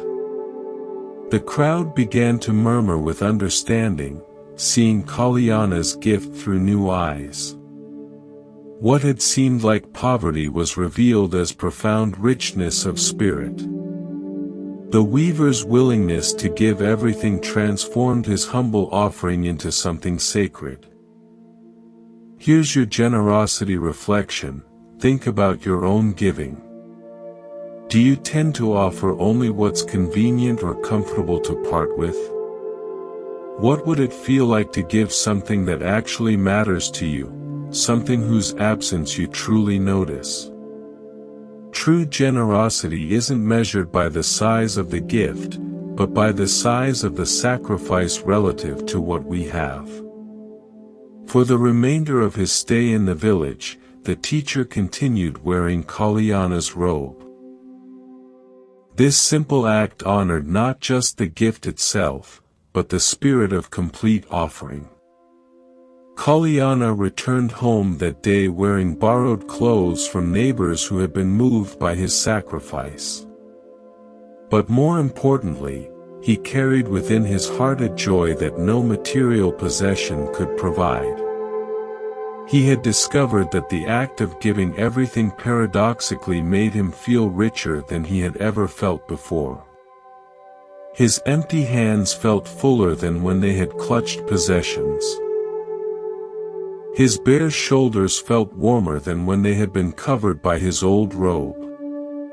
The story of Kalyana's robe spread far beyond that village, inspiring countless others to examine their own capacity for selfless giving. It became a reminder that the most precious gifts often come wrapped in the simplest packages, and that generosity is measured not by what we have to give, but by how much of ourselves we're willing to share. The fish that chose freedom. Deep in an emerald forest where sunlight danced through ancient canopies, a golden fish lived in perfect harmony with the flowing river that had been its home for countless seasons. This wasn't an ordinary fish.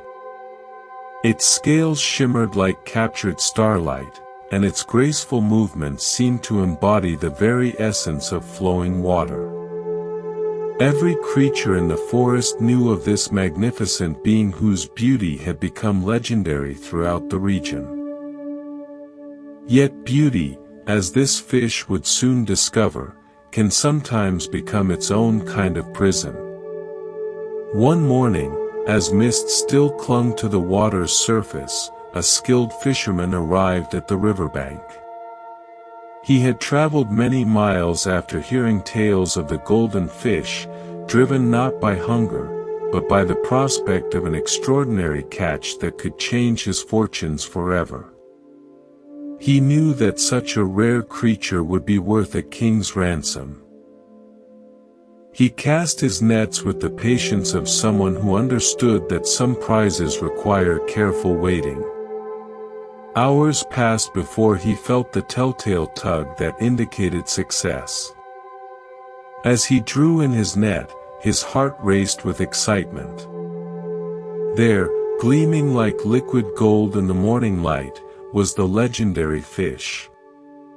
But as the fisherman prepared to secure his prize, something unexpected occurred. The golden fish spoke, its voice carrying a clarity that transcended the boundary between species. "Kind fisherman," it said, "I understand why you have caught me. My golden scales would indeed bring you great wealth. But before you claim your prize, might I ask you to consider something far more valuable than gold?" The fisherman paused, startled. Curiosity momentarily overcame his greed. "Speak then," he said. "What could possibly be more valuable than your golden scales?" "My freedom," the fish replied simply. "And in choosing to grant it, you would receive something far more precious than any material reward. You would experience the joy that comes from an act of pure compassion. You would know the peace that follows when we choose love over profit, mercy over advantage." The fisherman scoffed. "Beautiful words," he said. "But words don't pay for food or shelter.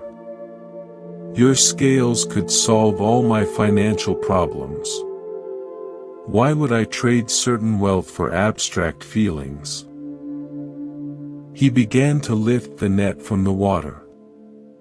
At that precise moment, a group of traveling teachers emerged from the forest path.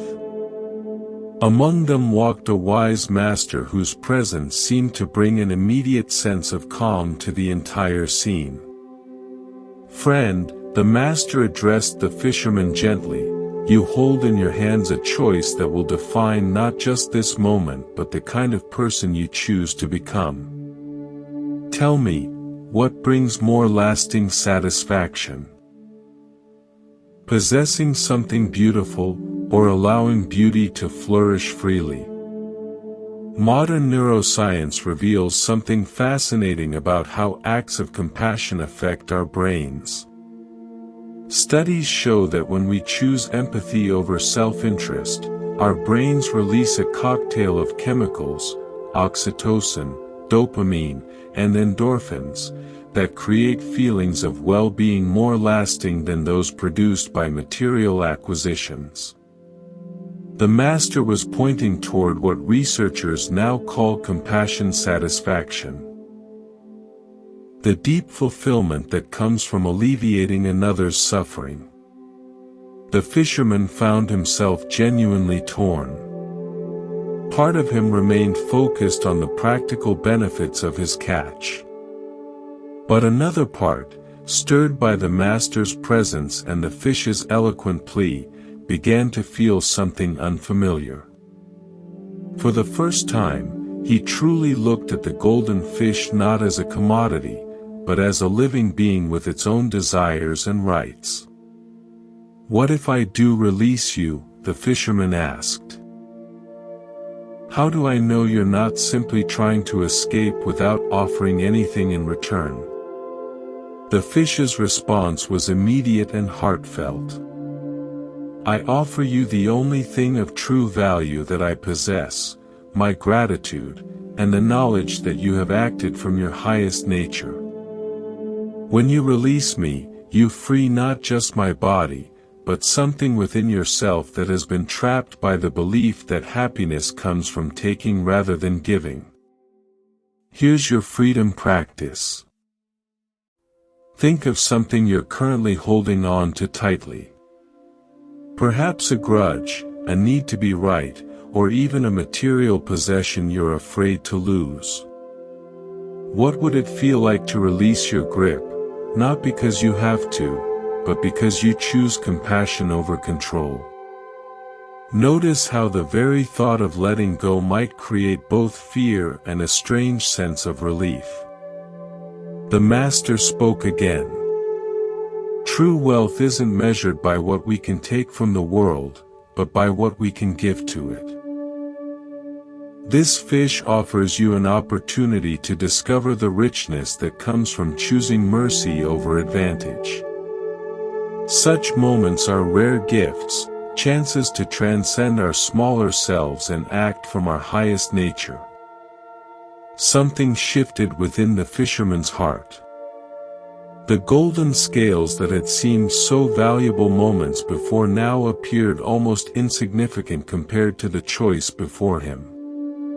Slowly, deliberately, he lowered the net back into the water and opened it wide.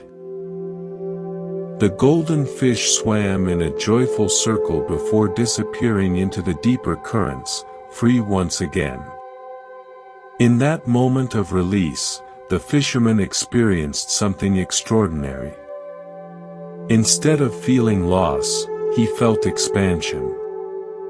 Instead of regret, he felt a deep satisfaction that seemed to emanate from his very core.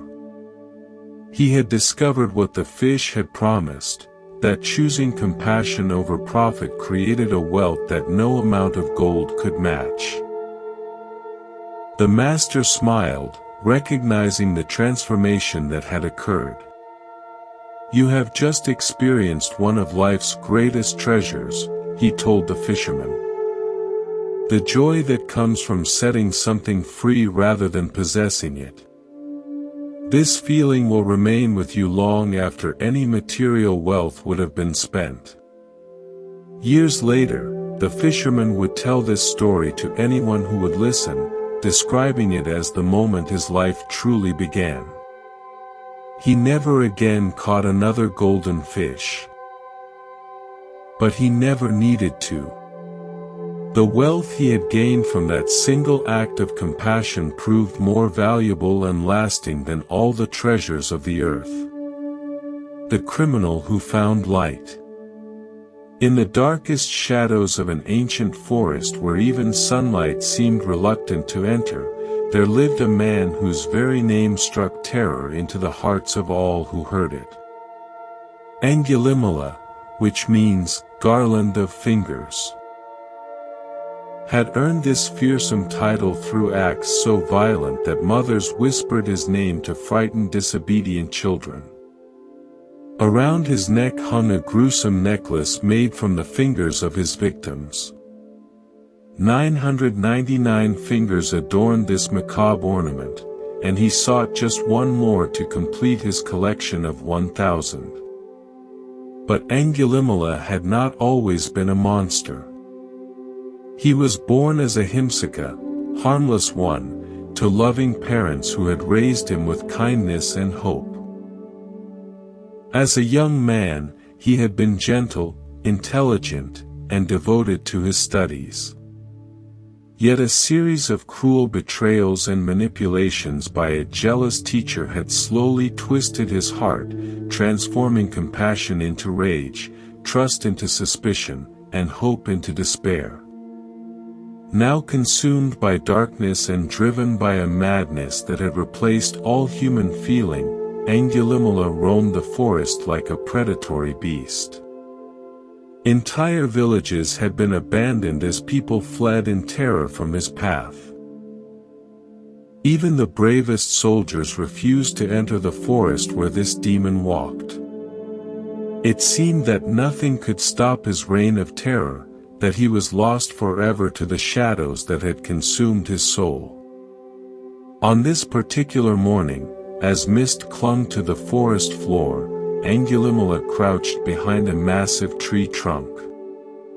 His wild eyes scanned the forest path, watching for the next victim who would provide the final finger for his grisly collection. He had become so consumed by violence that he could no longer remember why he had begun this murderous quest. Killing had become not just his purpose, but his entire identity. Then through the morning mist, a solitary figure appeared on the forest path. It was a monk walking with unhurried steps, his robes bright against the forest's gloom. What struck Angulimala immediately was the complete absence of fear in the monk's bearing. While others ran screaming from these woods, this man moved with serene confidence as if walking through his own garden. Angulimala emerged from his hiding place, brandishing his weapons and fixing the monk with a stare that had paralyzed countless victims. "Stop, monk!" he roared, his voice echoing through the trees like thunder. "Do you not know who I am? I am Angulimala, the terror of this forest. Turn back now if you value your life." But the monk continued walking at the same peaceful pace, neither quickening his steps nor showing the slightest sign of alarm. This unexpected response confused and enraged Angulimala. He began running toward the monk, his weapons raised and murder in his heart. Yet no matter how fast he ran, he could not seem to catch up with the slowly walking figure. After what felt like hours of futile pursuit, Angulimala finally stopped, gasping for breath and utterly bewildered. "Stop, monk!" He called out again, his voice now carrying a note of desperation rather than threat. "Why won't you stop running from me?" The monk turned slowly, and for the first time Angulimala saw his face. It was a teacher of profound wisdom, his countenance radiating such compassion that it seemed to illuminate the entire forest. When he spoke, his words carried a gentleness that penetrated even Angulimala's hardened heart. "I have stopped, Angulimala. It is you who are still running." These simple words struck Angulimala like lightning. In spiritual teaching, this moment represents the possibility of awakening that exists in every being, no matter how lost they may seem. The response pointed to a profound truth. While Angulimala's body had stopped moving, his mind was still running, running from his own pain, running from his true nature, running from the possibility of peace. "What do you mean?" Angulimala asked, his weapons lowering despite himself. For the first time in years, he found himself genuinely curious rather than simply murderous. The teacher's eyes held infinite patience. "I have stopped running from suffering, stopped fleeing from truth, stopped trying to escape from the present moment. You, however, are still running, running from your own conscience, running from the possibility of redemption. Your feet may be still, but your heart races away from peace." This teaching illustrates the difference between outer stillness and inner stillness. Many people appear calm on the surface while their minds remain in constant agitation. True stopping means finding rest not just for the body but for the restless mind that creates all suffering. The teacher had achieved this complete stopping while Angulimala remained trapped in the endless motion of craving and hatred. Something profound began to shift within Angulimala's consciousness. For the first time since his transformation into a killer, he truly saw himself as he had become. The finger necklace around his neck suddenly felt unbearably heavy. The weapons in his hands seemed foreign, as if they belonged to someone else. Most surprisingly, he felt tears beginning to flow down his cheeks, the first tears he had shed in years. "Is it possible?" Angulimala whispered, his voice breaking. "For someone like me to stop running? Is there hope for one who has caused so much suffering?" The teacher's response embodied the essence of compassion. "Every being possesses a pure essence," he said gently. "No matter how deeply buried it may become under layers of anger, fear, and delusion, this essence can never be destroyed. What you call evil is simply confusion about your true nature. When the confusion clears, the light that was always there can shine again." This teaching reflects the understanding that no one is fundamentally evil. What we call evil actions arise from ignorance of our interconnected nature. When beings truly understand that harming others only harms themselves, when they recognize their essential unity with all life, harmful actions naturally cease. Angulimala's transformation wasn't about becoming someone new, but about remembering who he had always been beneath the darkness.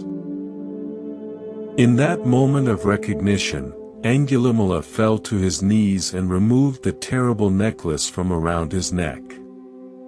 He cast aside his weapons and begged to be accepted as a disciple. The teacher, seeing the genuine transformation in his heart, welcomed him with the same compassion he showed to all seekers. From that day forward, the man once known as the terror of the forest became one of the most devoted followers. His story reminds us that no one is beyond redemption. In our own lives, we may encounter people who seem irredeemably lost to anger, hatred, or destructive patterns. Spiritual wisdom teaches us to look beyond surface behaviors to the inherent goodness that exists in every being.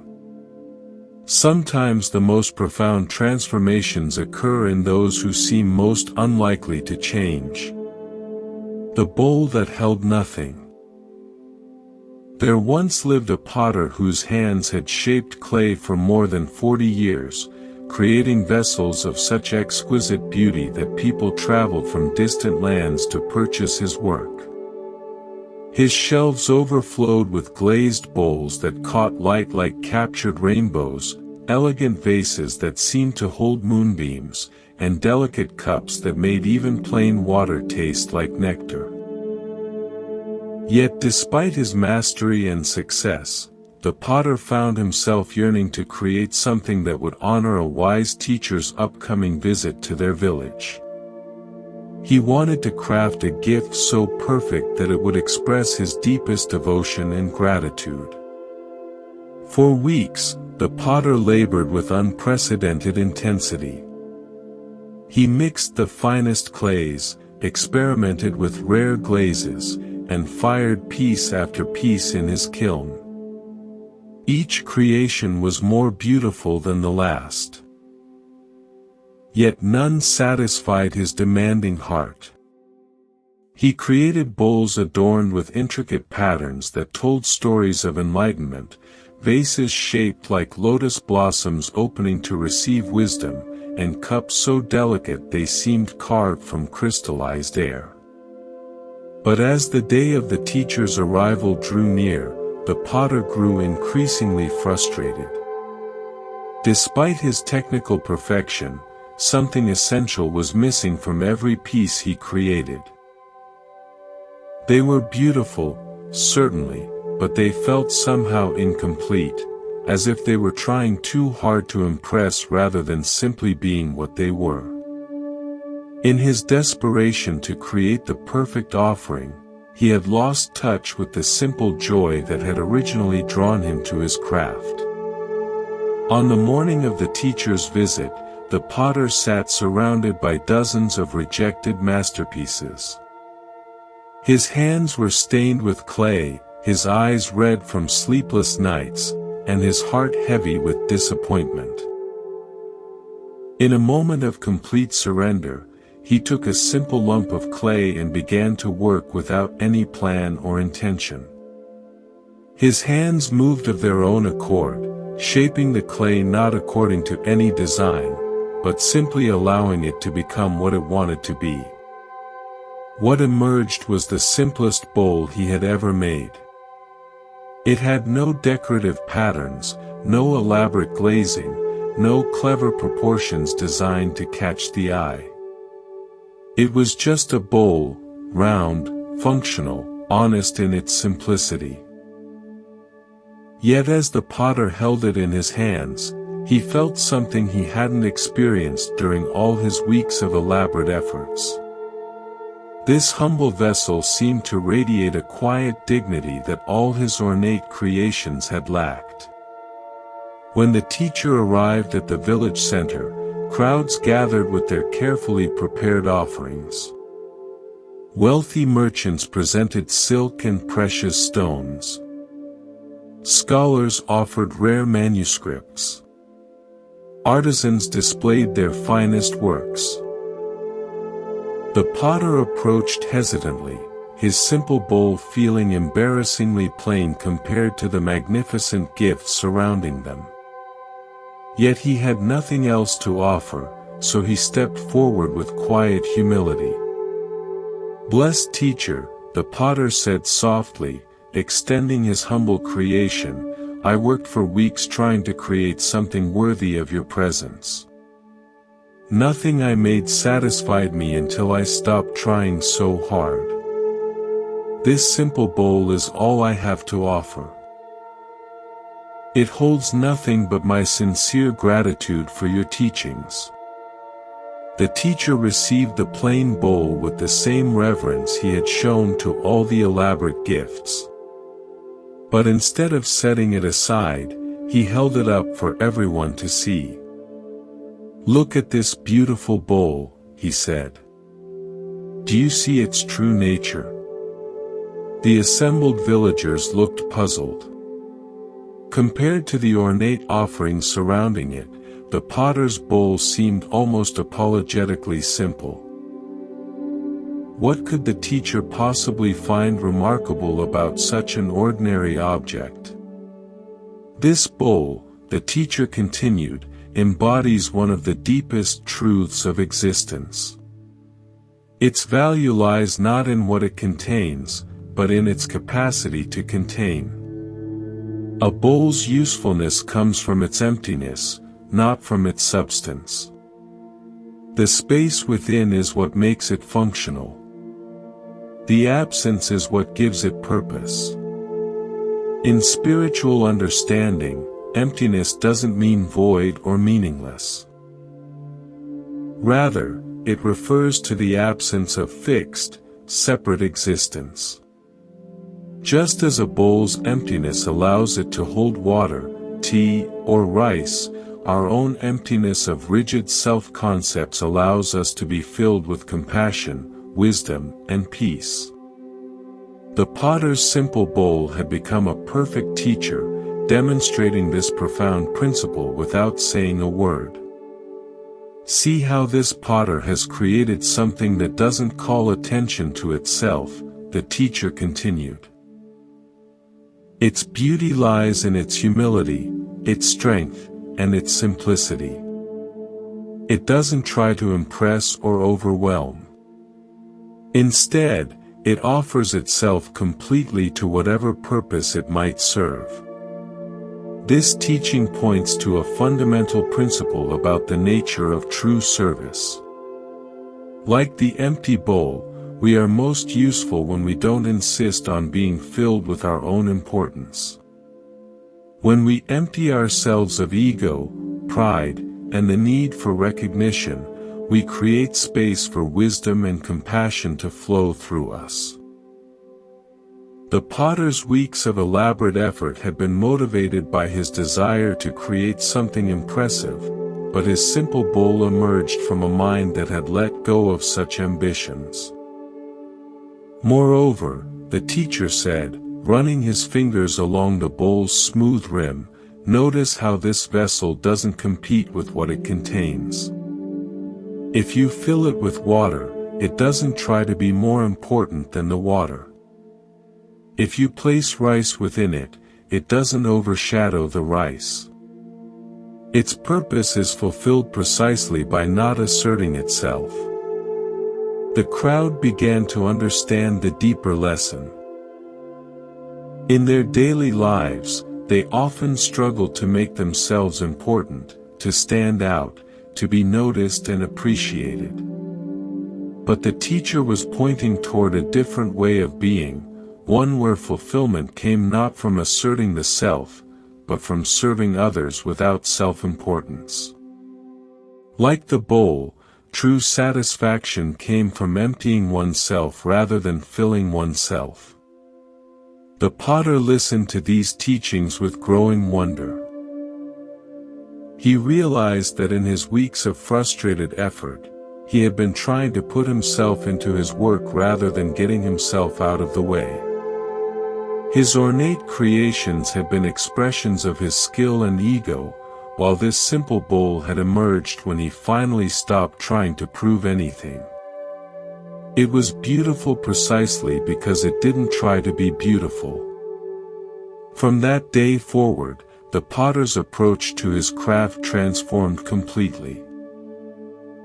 He continued creating vessels of great beauty, but now they possessed a quality they had never had before, a selfless simplicity that made them perfect for their intended purpose. Like his first humble offering, they served without calling attention to themselves. In learning to create empty vessels, he had discovered how to empty himself of the very obstacles that had prevented his greatest work. The teacher kept that simple bowl throughout his travels, using it daily for his meals. It became a silent teacher, reminding all who saw it that true beauty often lies in what isn't there rather than what is. Sometimes the most profound gifts are the simplest ones, offered not to impress, but to serve. The serpent that poisoned itself. In a lush valley where streams sang gentle melodies and flowers bloomed in endless abundance, there lived a cobra whose reputation for wisdom and kindness had spread throughout the animal kingdom. This serpent was known not for striking fear into other creatures, but for offering protection to the vulnerable and counsel to the confused. Birds would seek his advice on navigation, small mammals would ask for his help in disputes, and even humans would leave offerings near his dwelling, grateful for his peaceful presence. He had taken sacred vows of non-violence, promising never to harm another living being, regardless of the circumstances. For many seasons, the cobra lived in perfect harmony with his surroundings. His days were spent in meditation beneath a flowering jasmine tree, his evenings in gentle conversation with forest visitors seeking guidance. The very sight of his graceful form moving through the grass brought comfort to other creatures rather than terror. He had transformed the natural fear associated with his species into respect and admiration through his consistent acts of compassion. But change arrived in the valley in the form of a group of village children who discovered the cobra's dwelling during their afternoon wanderings. At first, they observed him from a respectful distance, awed by stories their elders had told about the wise serpent. However, as days passed and they noticed his complete refusal to defend himself, their respect gradually transformed into something far more dangerous. They began to see his gentleness not as strength, but as weakness to be exploited. What started as playful curiosity soon escalated into deliberate cruelty. The children would throw stones at the cobra, pull at his tail when he tried to rest, and disturb his meditation with loud noises and taunts. Each act of aggression grew bolder than the last, as they discovered that the serpent would simply retreat rather than retaliate. Their games became increasingly vicious, driven by the intoxicating power they felt over a creature that could have easily harmed them but chose not to. Day after day, the cobra endured this torment with patient acceptance. His body became scarred from the stones, his rest was constantly interrupted, and his peaceful existence turned into a daily ordeal of suffering. Yet he held firmly to his vows of non-violence, believing that any aggressive response would contradict the spiritual principles he had dedicated his life to following. He told himself that their cruelty was temporary, that eventually they would grow tired of their games and leave him in peace. But the children's behavior only worsened.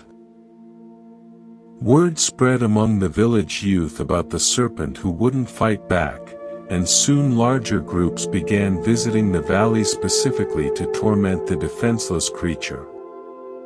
What had once been a sanctuary of peace became a playground for cruelty.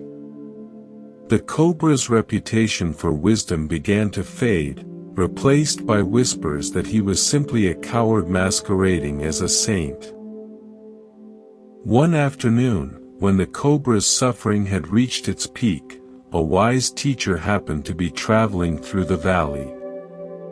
He came upon the serpent lying battered and exhausted beneath his jasmine tree, his once brilliant scales dulled by abuse, his spirit clearly broken.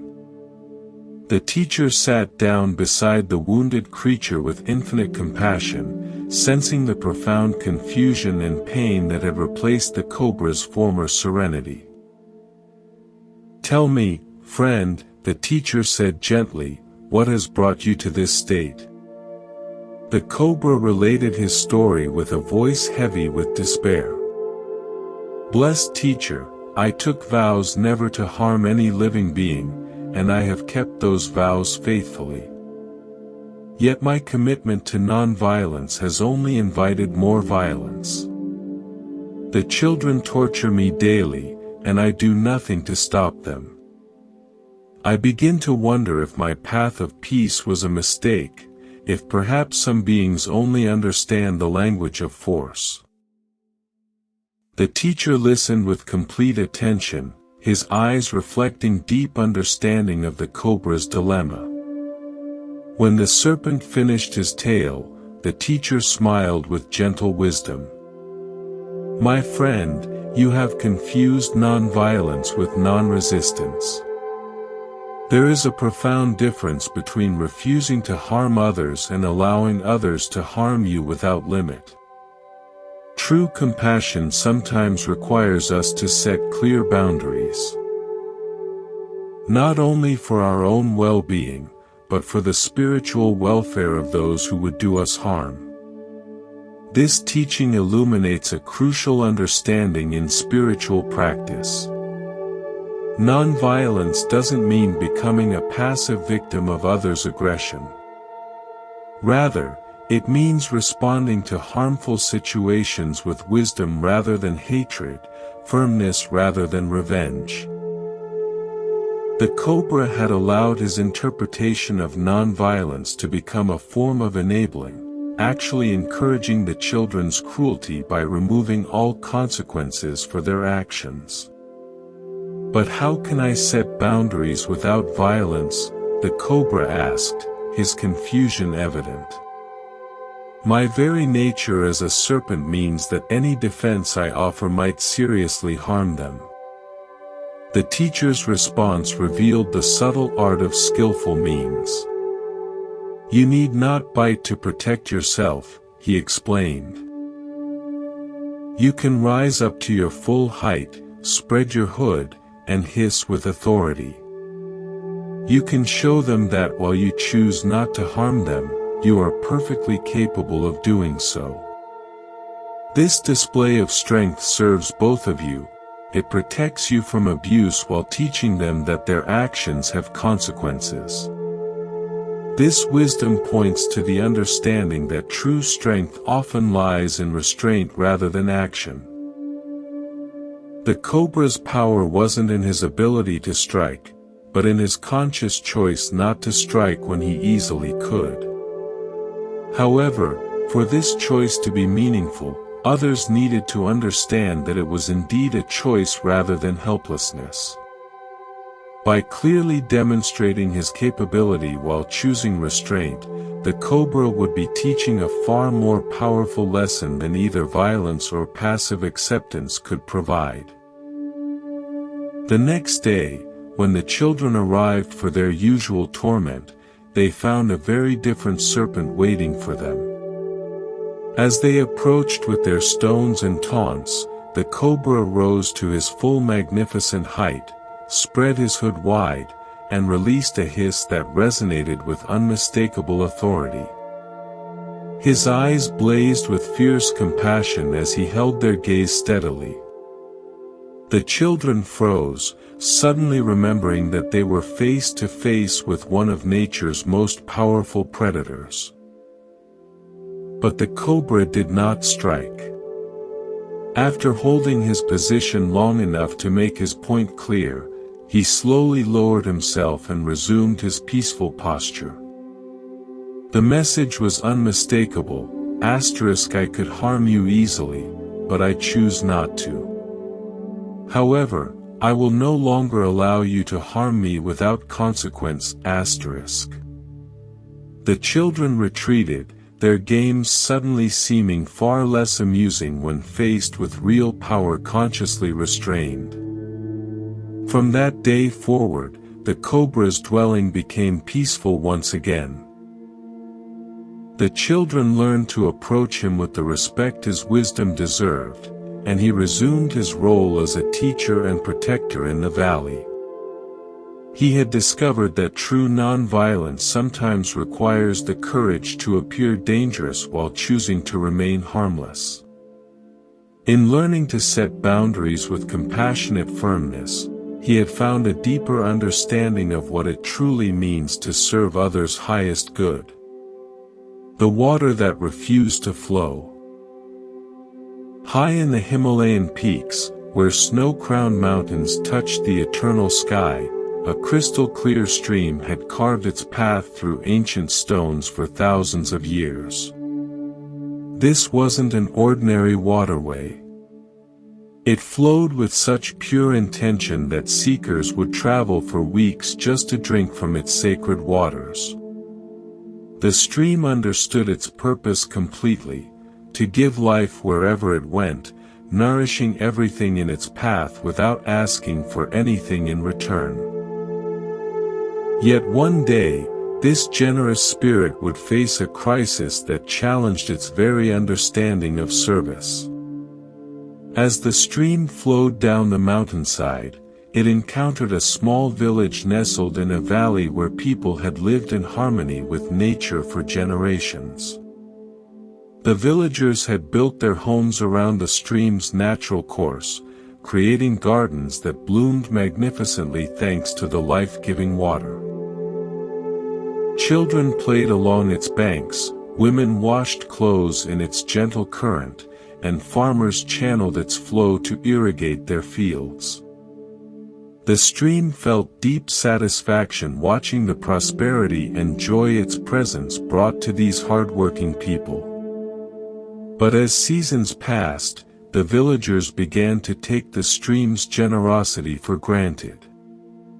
They built larger and more elaborate channels to divert its water, caring little about how this affected the stream's natural flow. They dumped waste into its banks, polluted its clean waters with soap and refuse, and showed no gratitude for the abundance it provided. Where once there had been respectful cooperation, now there was thoughtless exploitation. The stream watched with growing sadness as its pure waters became cloudy and its banks littered with debris. Fish began to die in its poisoned currents, and the beautiful plants along its edges withered from contamination. Yet still, the villagers demanded more water for their expanding farms and growing population, never considering the cost of their carelessness. The stream's generous heart began to ache with a pain it had never experienced before.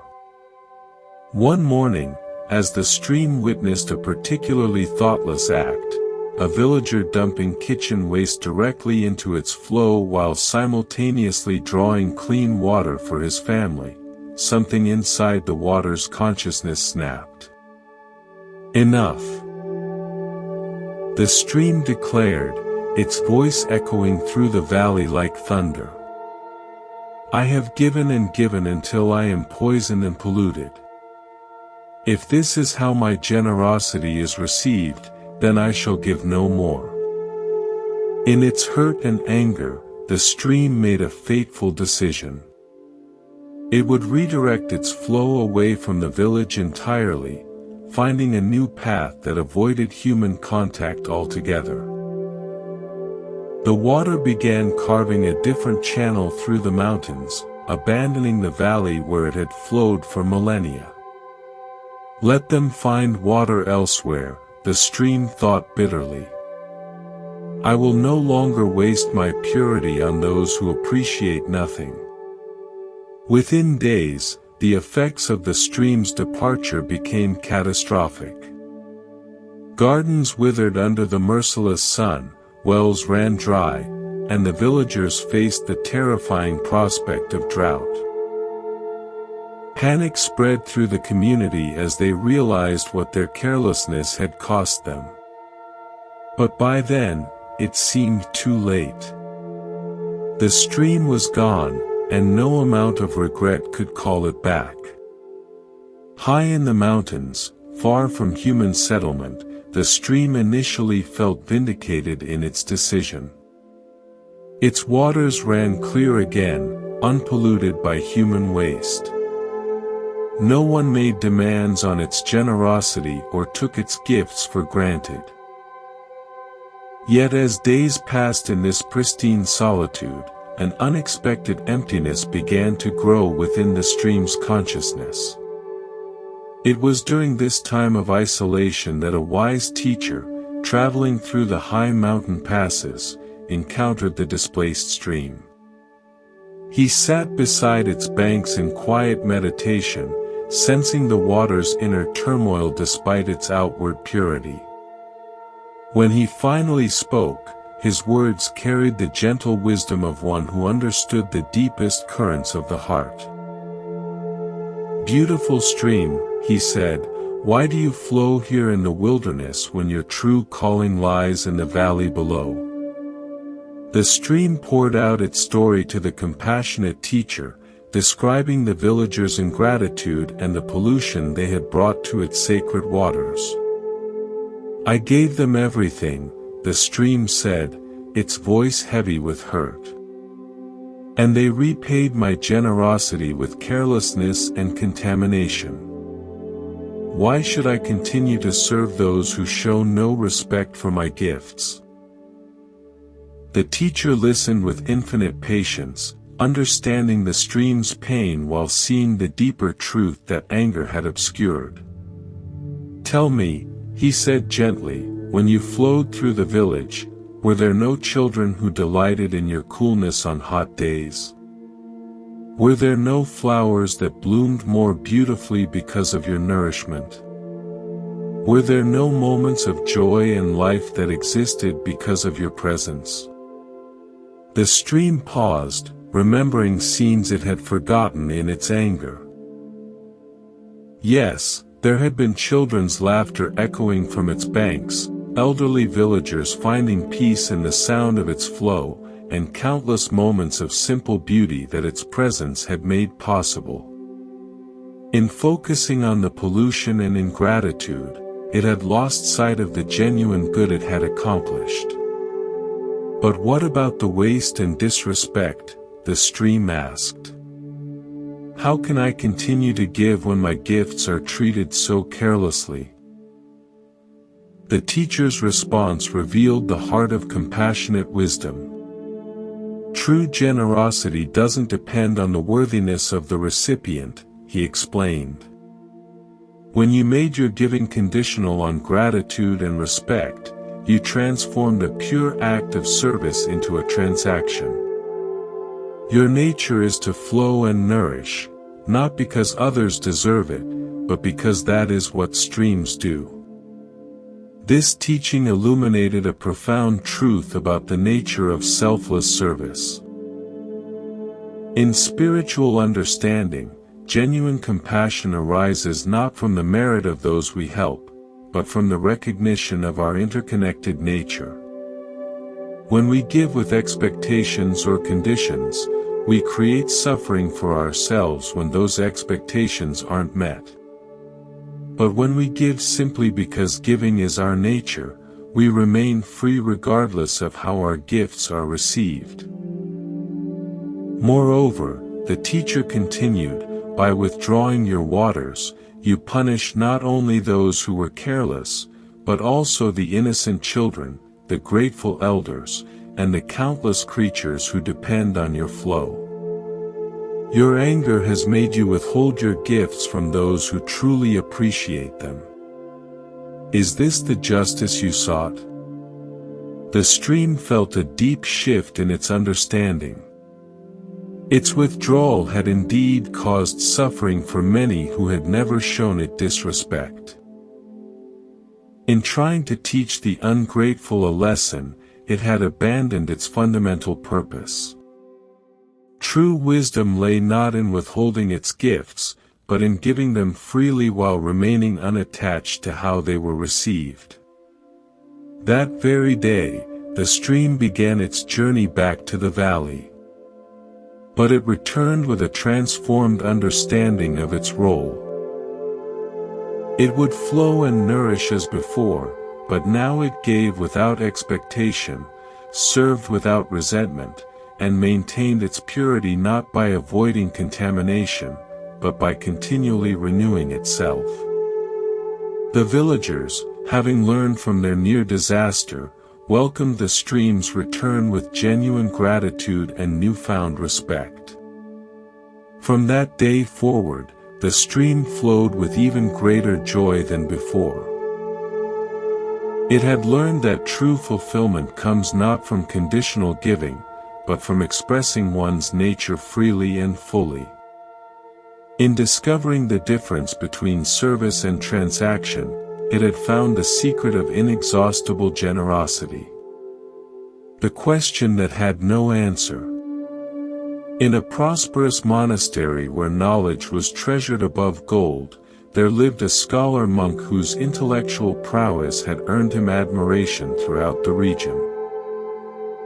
His name was Malankiyaputta, and his mind worked like a perfectly crafted instrument, dissecting every teaching and analyzing every concept with razor-sharp precision.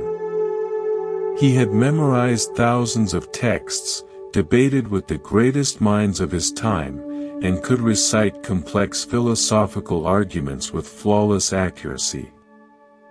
Yet despite all his accumulated knowledge, a growing restlessness gnawed at his heart like a persistent hunger that no amount of learning could satisfy. Malankyaputta's frustration centered on what he considered fundamental gaps in the teachings he studied. The masters spoke beautifully about suffering and its cessation, about compassion and wisdom, but they seemed to avoid certain cosmic questions that any serious spiritual seeker should want answered. Where did the universe come from? What happens to enlightened beings after death?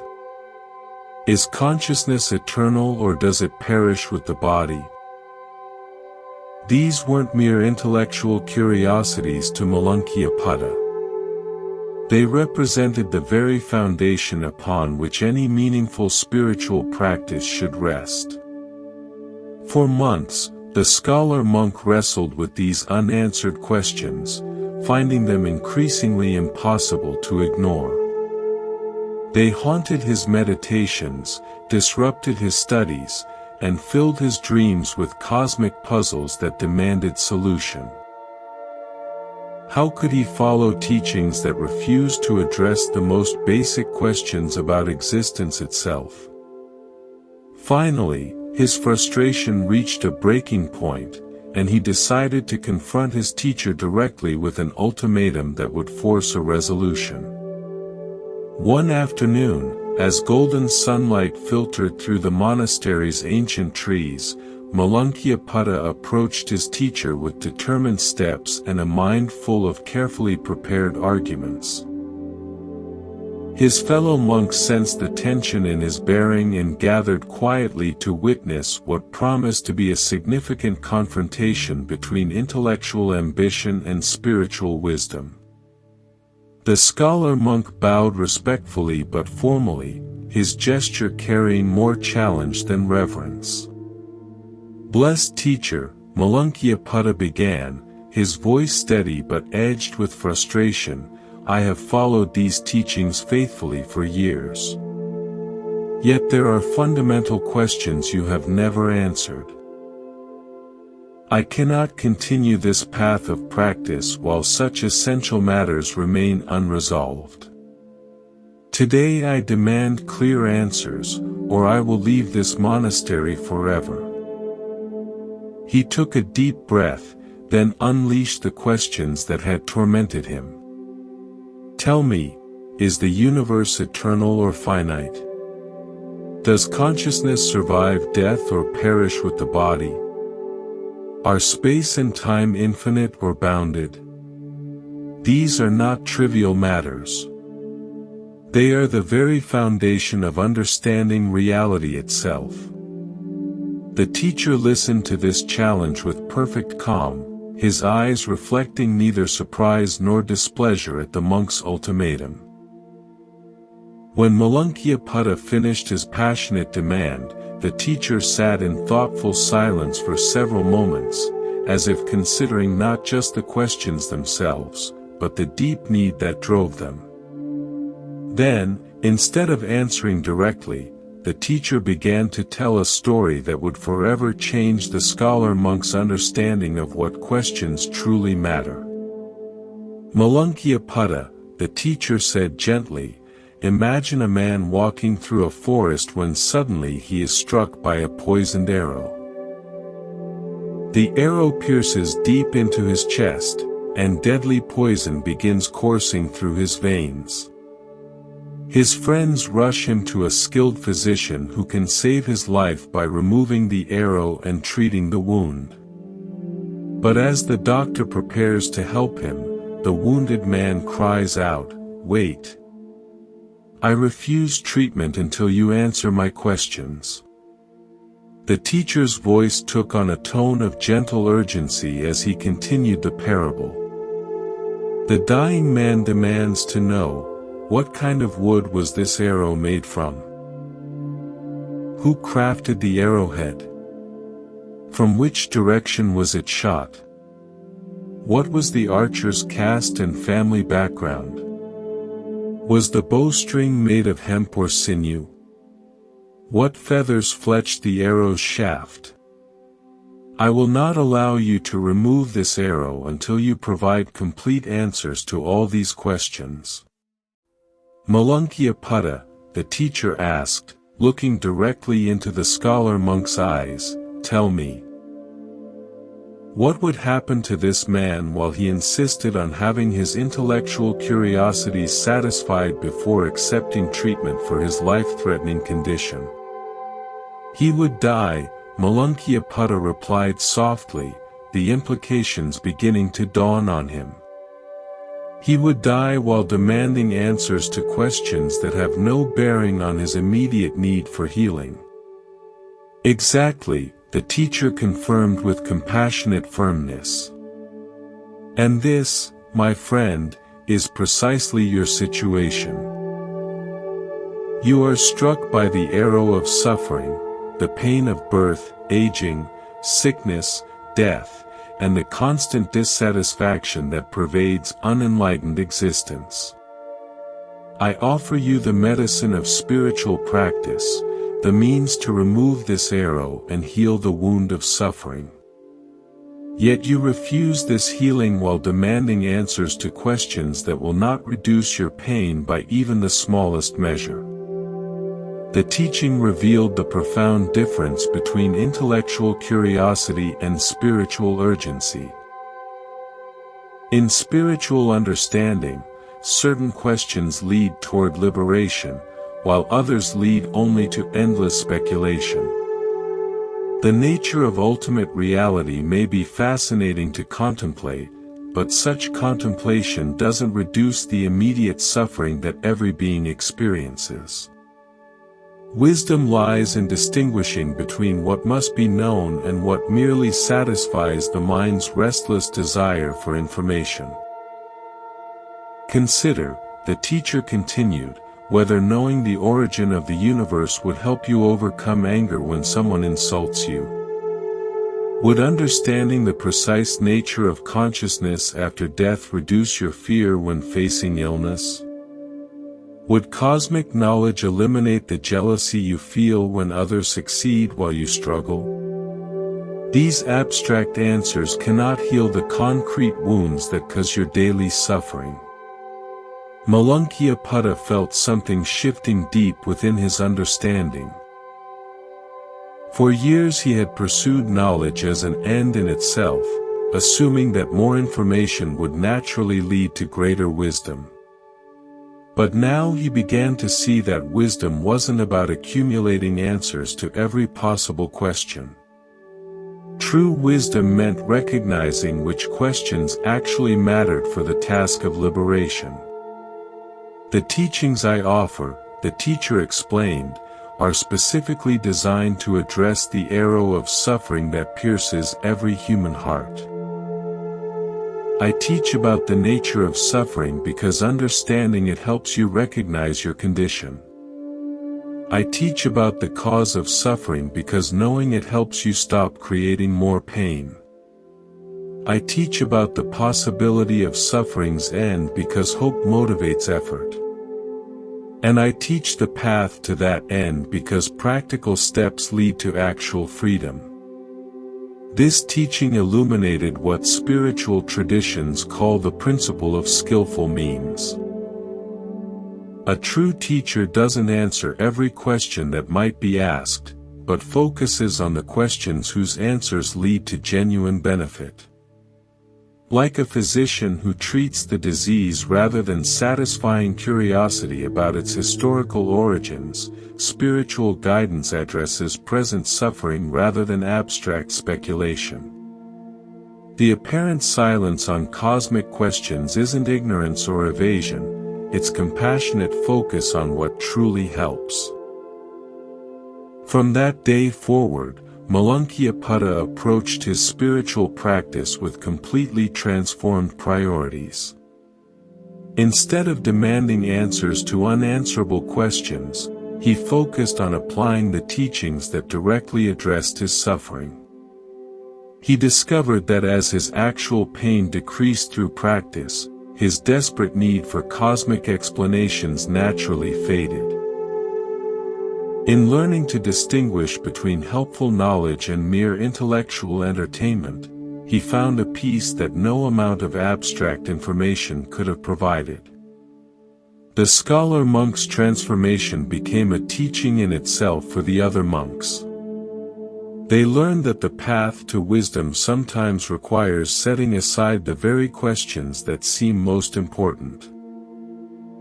True intelligence isn't measured by how many mysteries we can solve, but by how effectively we address the suffering that actually affects our daily lives. The shadow that became light. In the heart of a sprawling city where merchants hawked their wares and crowds surged through narrow streets like restless rivers, there lived a man whose presence seemed to dim whatever room he entered. Devdatta was his teacher's own cousin, blessed with intelligence, charisma, and natural leadership abilities that should have made him beloved by all who knew him. Yet wherever his cousin's light shone brightest, Devdatta's shadow grew darkest, consumed by a jealousy so profound it poisoned every aspect of his existence. This is the story of how the deepest darkness can sometimes give birth to the most unexpected illumination. From childhood, Devdatta had lived in the shadow of his extraordinary cousin. When they were boys, his cousin's wisdom and kindness drew people naturally to him, while Devdatta's attempts to gain attention often fell flat. As young men, his cousin's spiritual seeking inspired reverence, while Devdatta's ambition seemed somehow hollow by comparison. Now as adults, his cousin had become the awakened teacher whose name was spoken with reverence across kingdoms, while Devdatta remained merely the teacher's cousin, forever defined by someone else's greatness. The poison of comparison had worked its way so deeply into Devdatta's heart that he could no longer experience joy in his cousin's success. Every story of his cousin's compassion felt like a personal rejection. Every tale of his wisdom like a judgment on Devdatta's own inadequacy. Where others saw inspiration, Devdatta saw only evidence of his own failure to achieve similar recognition. His mind became a workshop where resentment forged increasingly elaborate plans for undermining the very person he had once loved. The breaking point came when Devdatta witnessed thousands of people gathering to hear his cousin teach in the city square. The crowd's rapt attention, their tears of gratitude, their obvious transformation through his cousin's words. All of this should have filled a cousin's heart with pride. Instead, Devdatta felt only burning humiliation that someone so similar to himself could command such devotion while he remained invisible. That night, his jealousy crystallized into a plan so audacious it shocked even his own corrupted conscience. Devdatta decided to assassinate his cousin. Not in secret, but publicly, dramatically, in a way that would demonstrate his power over the man everyone considered untouchable. He hired a group of archers and positioned them along a route where his cousin regularly walked in meditation. The plan was simple: as his cousin passed, the archers would loose their arrows, and Devdatta would emerge as the one who had ended the so-called enlightened master's influence forever. The fateful morning arrived with deceptive tranquility. His cousin walked his usual path, moving with the serene awareness that had become his signature, completely unaware of the deadly trap awaiting him. Devdatta crouched behind a stone wall with his hired killers, his heart pounding with anticipation and terror. As his cousin approached the designated spot, Devdatta gave the signal, and a volley of arrows flew through the morning air with lethal precision. What happened next defied all expectation and changed the course of both men's destinies.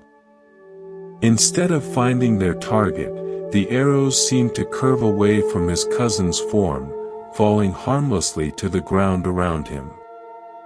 His cousin continued walking, apparently unaware that any attack had been attempted. But as he passed Devdatta's hiding place, he stopped and turned directly toward his cousin's position, his eyes holding not anger or fear, but infinite sadness and love. "Devdatta," his cousin called gently, his voice carrying clearly across the distance between them. "I know you are there. I know what you have tried to do. But I also know the pain that drives these actions. Come out, cousin. Let us speak as family once again." Devdatta emerged from his hiding place like a man walking in a nightmare. His carefully planned assassination had failed completely. His hired archers had fled in terror, and now he stood exposed before the very person he had tried to kill. Every emotion crashed through him at once: shame, rage, confusion, and beneath it all, a grief so profound he could barely stand. He expected condemnation, punishment, perhaps even retaliation. But his cousin's response shattered every assumption he had made about justice and revenge. His cousin approached with arms extended, not in defense, but in invitation for an embrace. "My dear Devdatta," he said, his voice breaking with genuine sorrow. "How much you must be suffering to attempt such an action. I see the pain behind your anger, the fear beneath your hatred. You have not become my enemy. You have become lost in your own darkness." This moment illuminates a profound teaching about the nature of harmful actions and redemption. In spiritual understanding, harmful actions arise not from inherent wickedness, but from deep confusion about our true nature. When beings act from jealousy, hatred, or fear, they are expressing their disconnection from the love and wisdom that exist naturally within all consciousness. His cousin's response to Devdutta's attack demonstrated that even the most harmful actions can become opportunities for awakening compassion. Devdutta collapsed to his knees, overwhelmed by the contrast between his own darkness and his cousin's radiant forgiveness. For the first time in years, he saw clearly how jealousy had twisted his perception, turning every blessing in his life into a source of bitterness. "How can you forgive what I have done?" he whispered. "How can you show love to someone who just tried to destroy you?" His cousin's answer revealed the heart of compassion. "Because I see that you are not your worst actions," he replied. "You are not your jealousy, your hatred, or your confusion. These are clouds that have covered your essential nature, but they are not who you truly are. Just as the sun continues shining even when hidden by storms, your pure essence remains perfect beneath all this suffering." This teaching points to the understanding that no being is fundamentally defined by harmful actions. What we call evil actions are expressions of ignorance about our interconnected nature. When someone truly understands that harming others only harms themselves, when they recognize their essential unity with all life, destructive impulses naturally dissolve.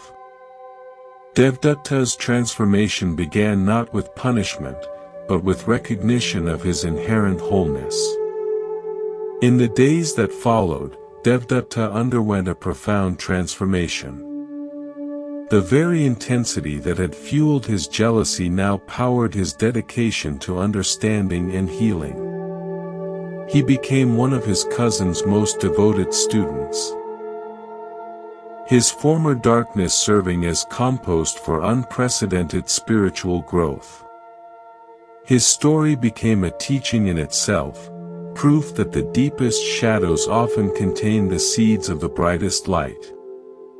Years later, when Devdutta had become known for his wisdom and compassion, people would ask him about his transformation. "How did you change so completely?" they wondered. His answer always pointed to that moment when his cousin chose love over judgment. "I learned that we become what we are seen as. When someone sees the goodness in you, even when you cannot see it yourself, that recognition calls forth what was always there waiting to be discovered." The last teaching. As the full moon cast silver light across the Sala grove where a great teacher lay upon his final bed, disciples gathered from every corner of the known world to receive what they sensed would be their master's last teaching.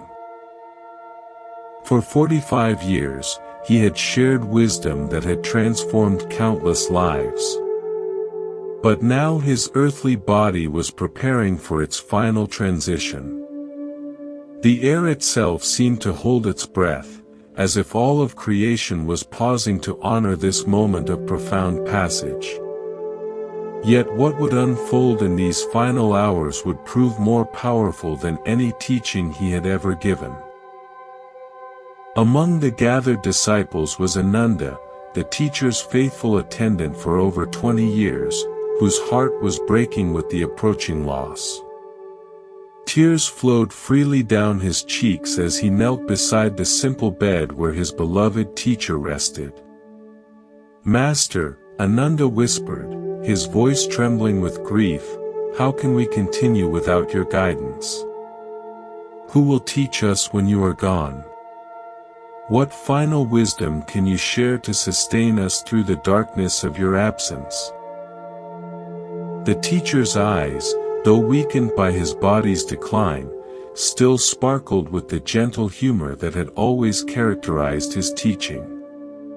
He looked at the hundreds of devoted faces surrounding him, monks and nuns, lay people and nobles, all united in their love for the wisdom he had shared.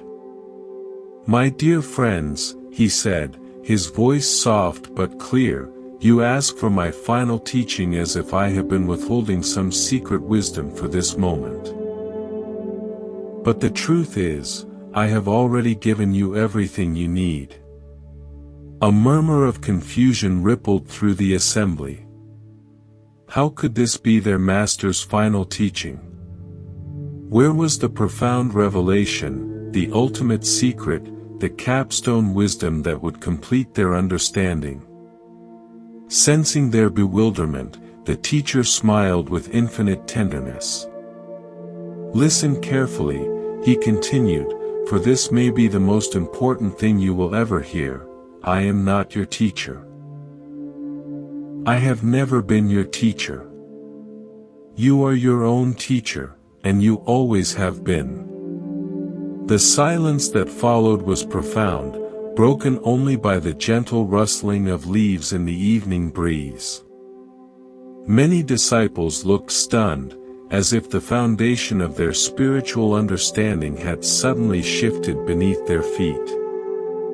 How could their master, whose every word they had treasured, claim that he was not their teacher? The teacher's voice grew stronger as he continued his final lesson. For 45 years, I have done nothing but point at the moon of truth that shines within each of you. Some of you became so fascinated by my finger that you forgot to look at the moon itself. Others worshipped the finger instead of recognizing the celestial beauty it indicated. But the wise among you understood that my words were merely echoes of the wisdom you already possessed. This teaching strikes at the heart of spiritual understanding about the nature of enlightenment. Truth cannot be given from one person to another like a physical object. It can only be recognized, uncovered, and awakened within each individual consciousness.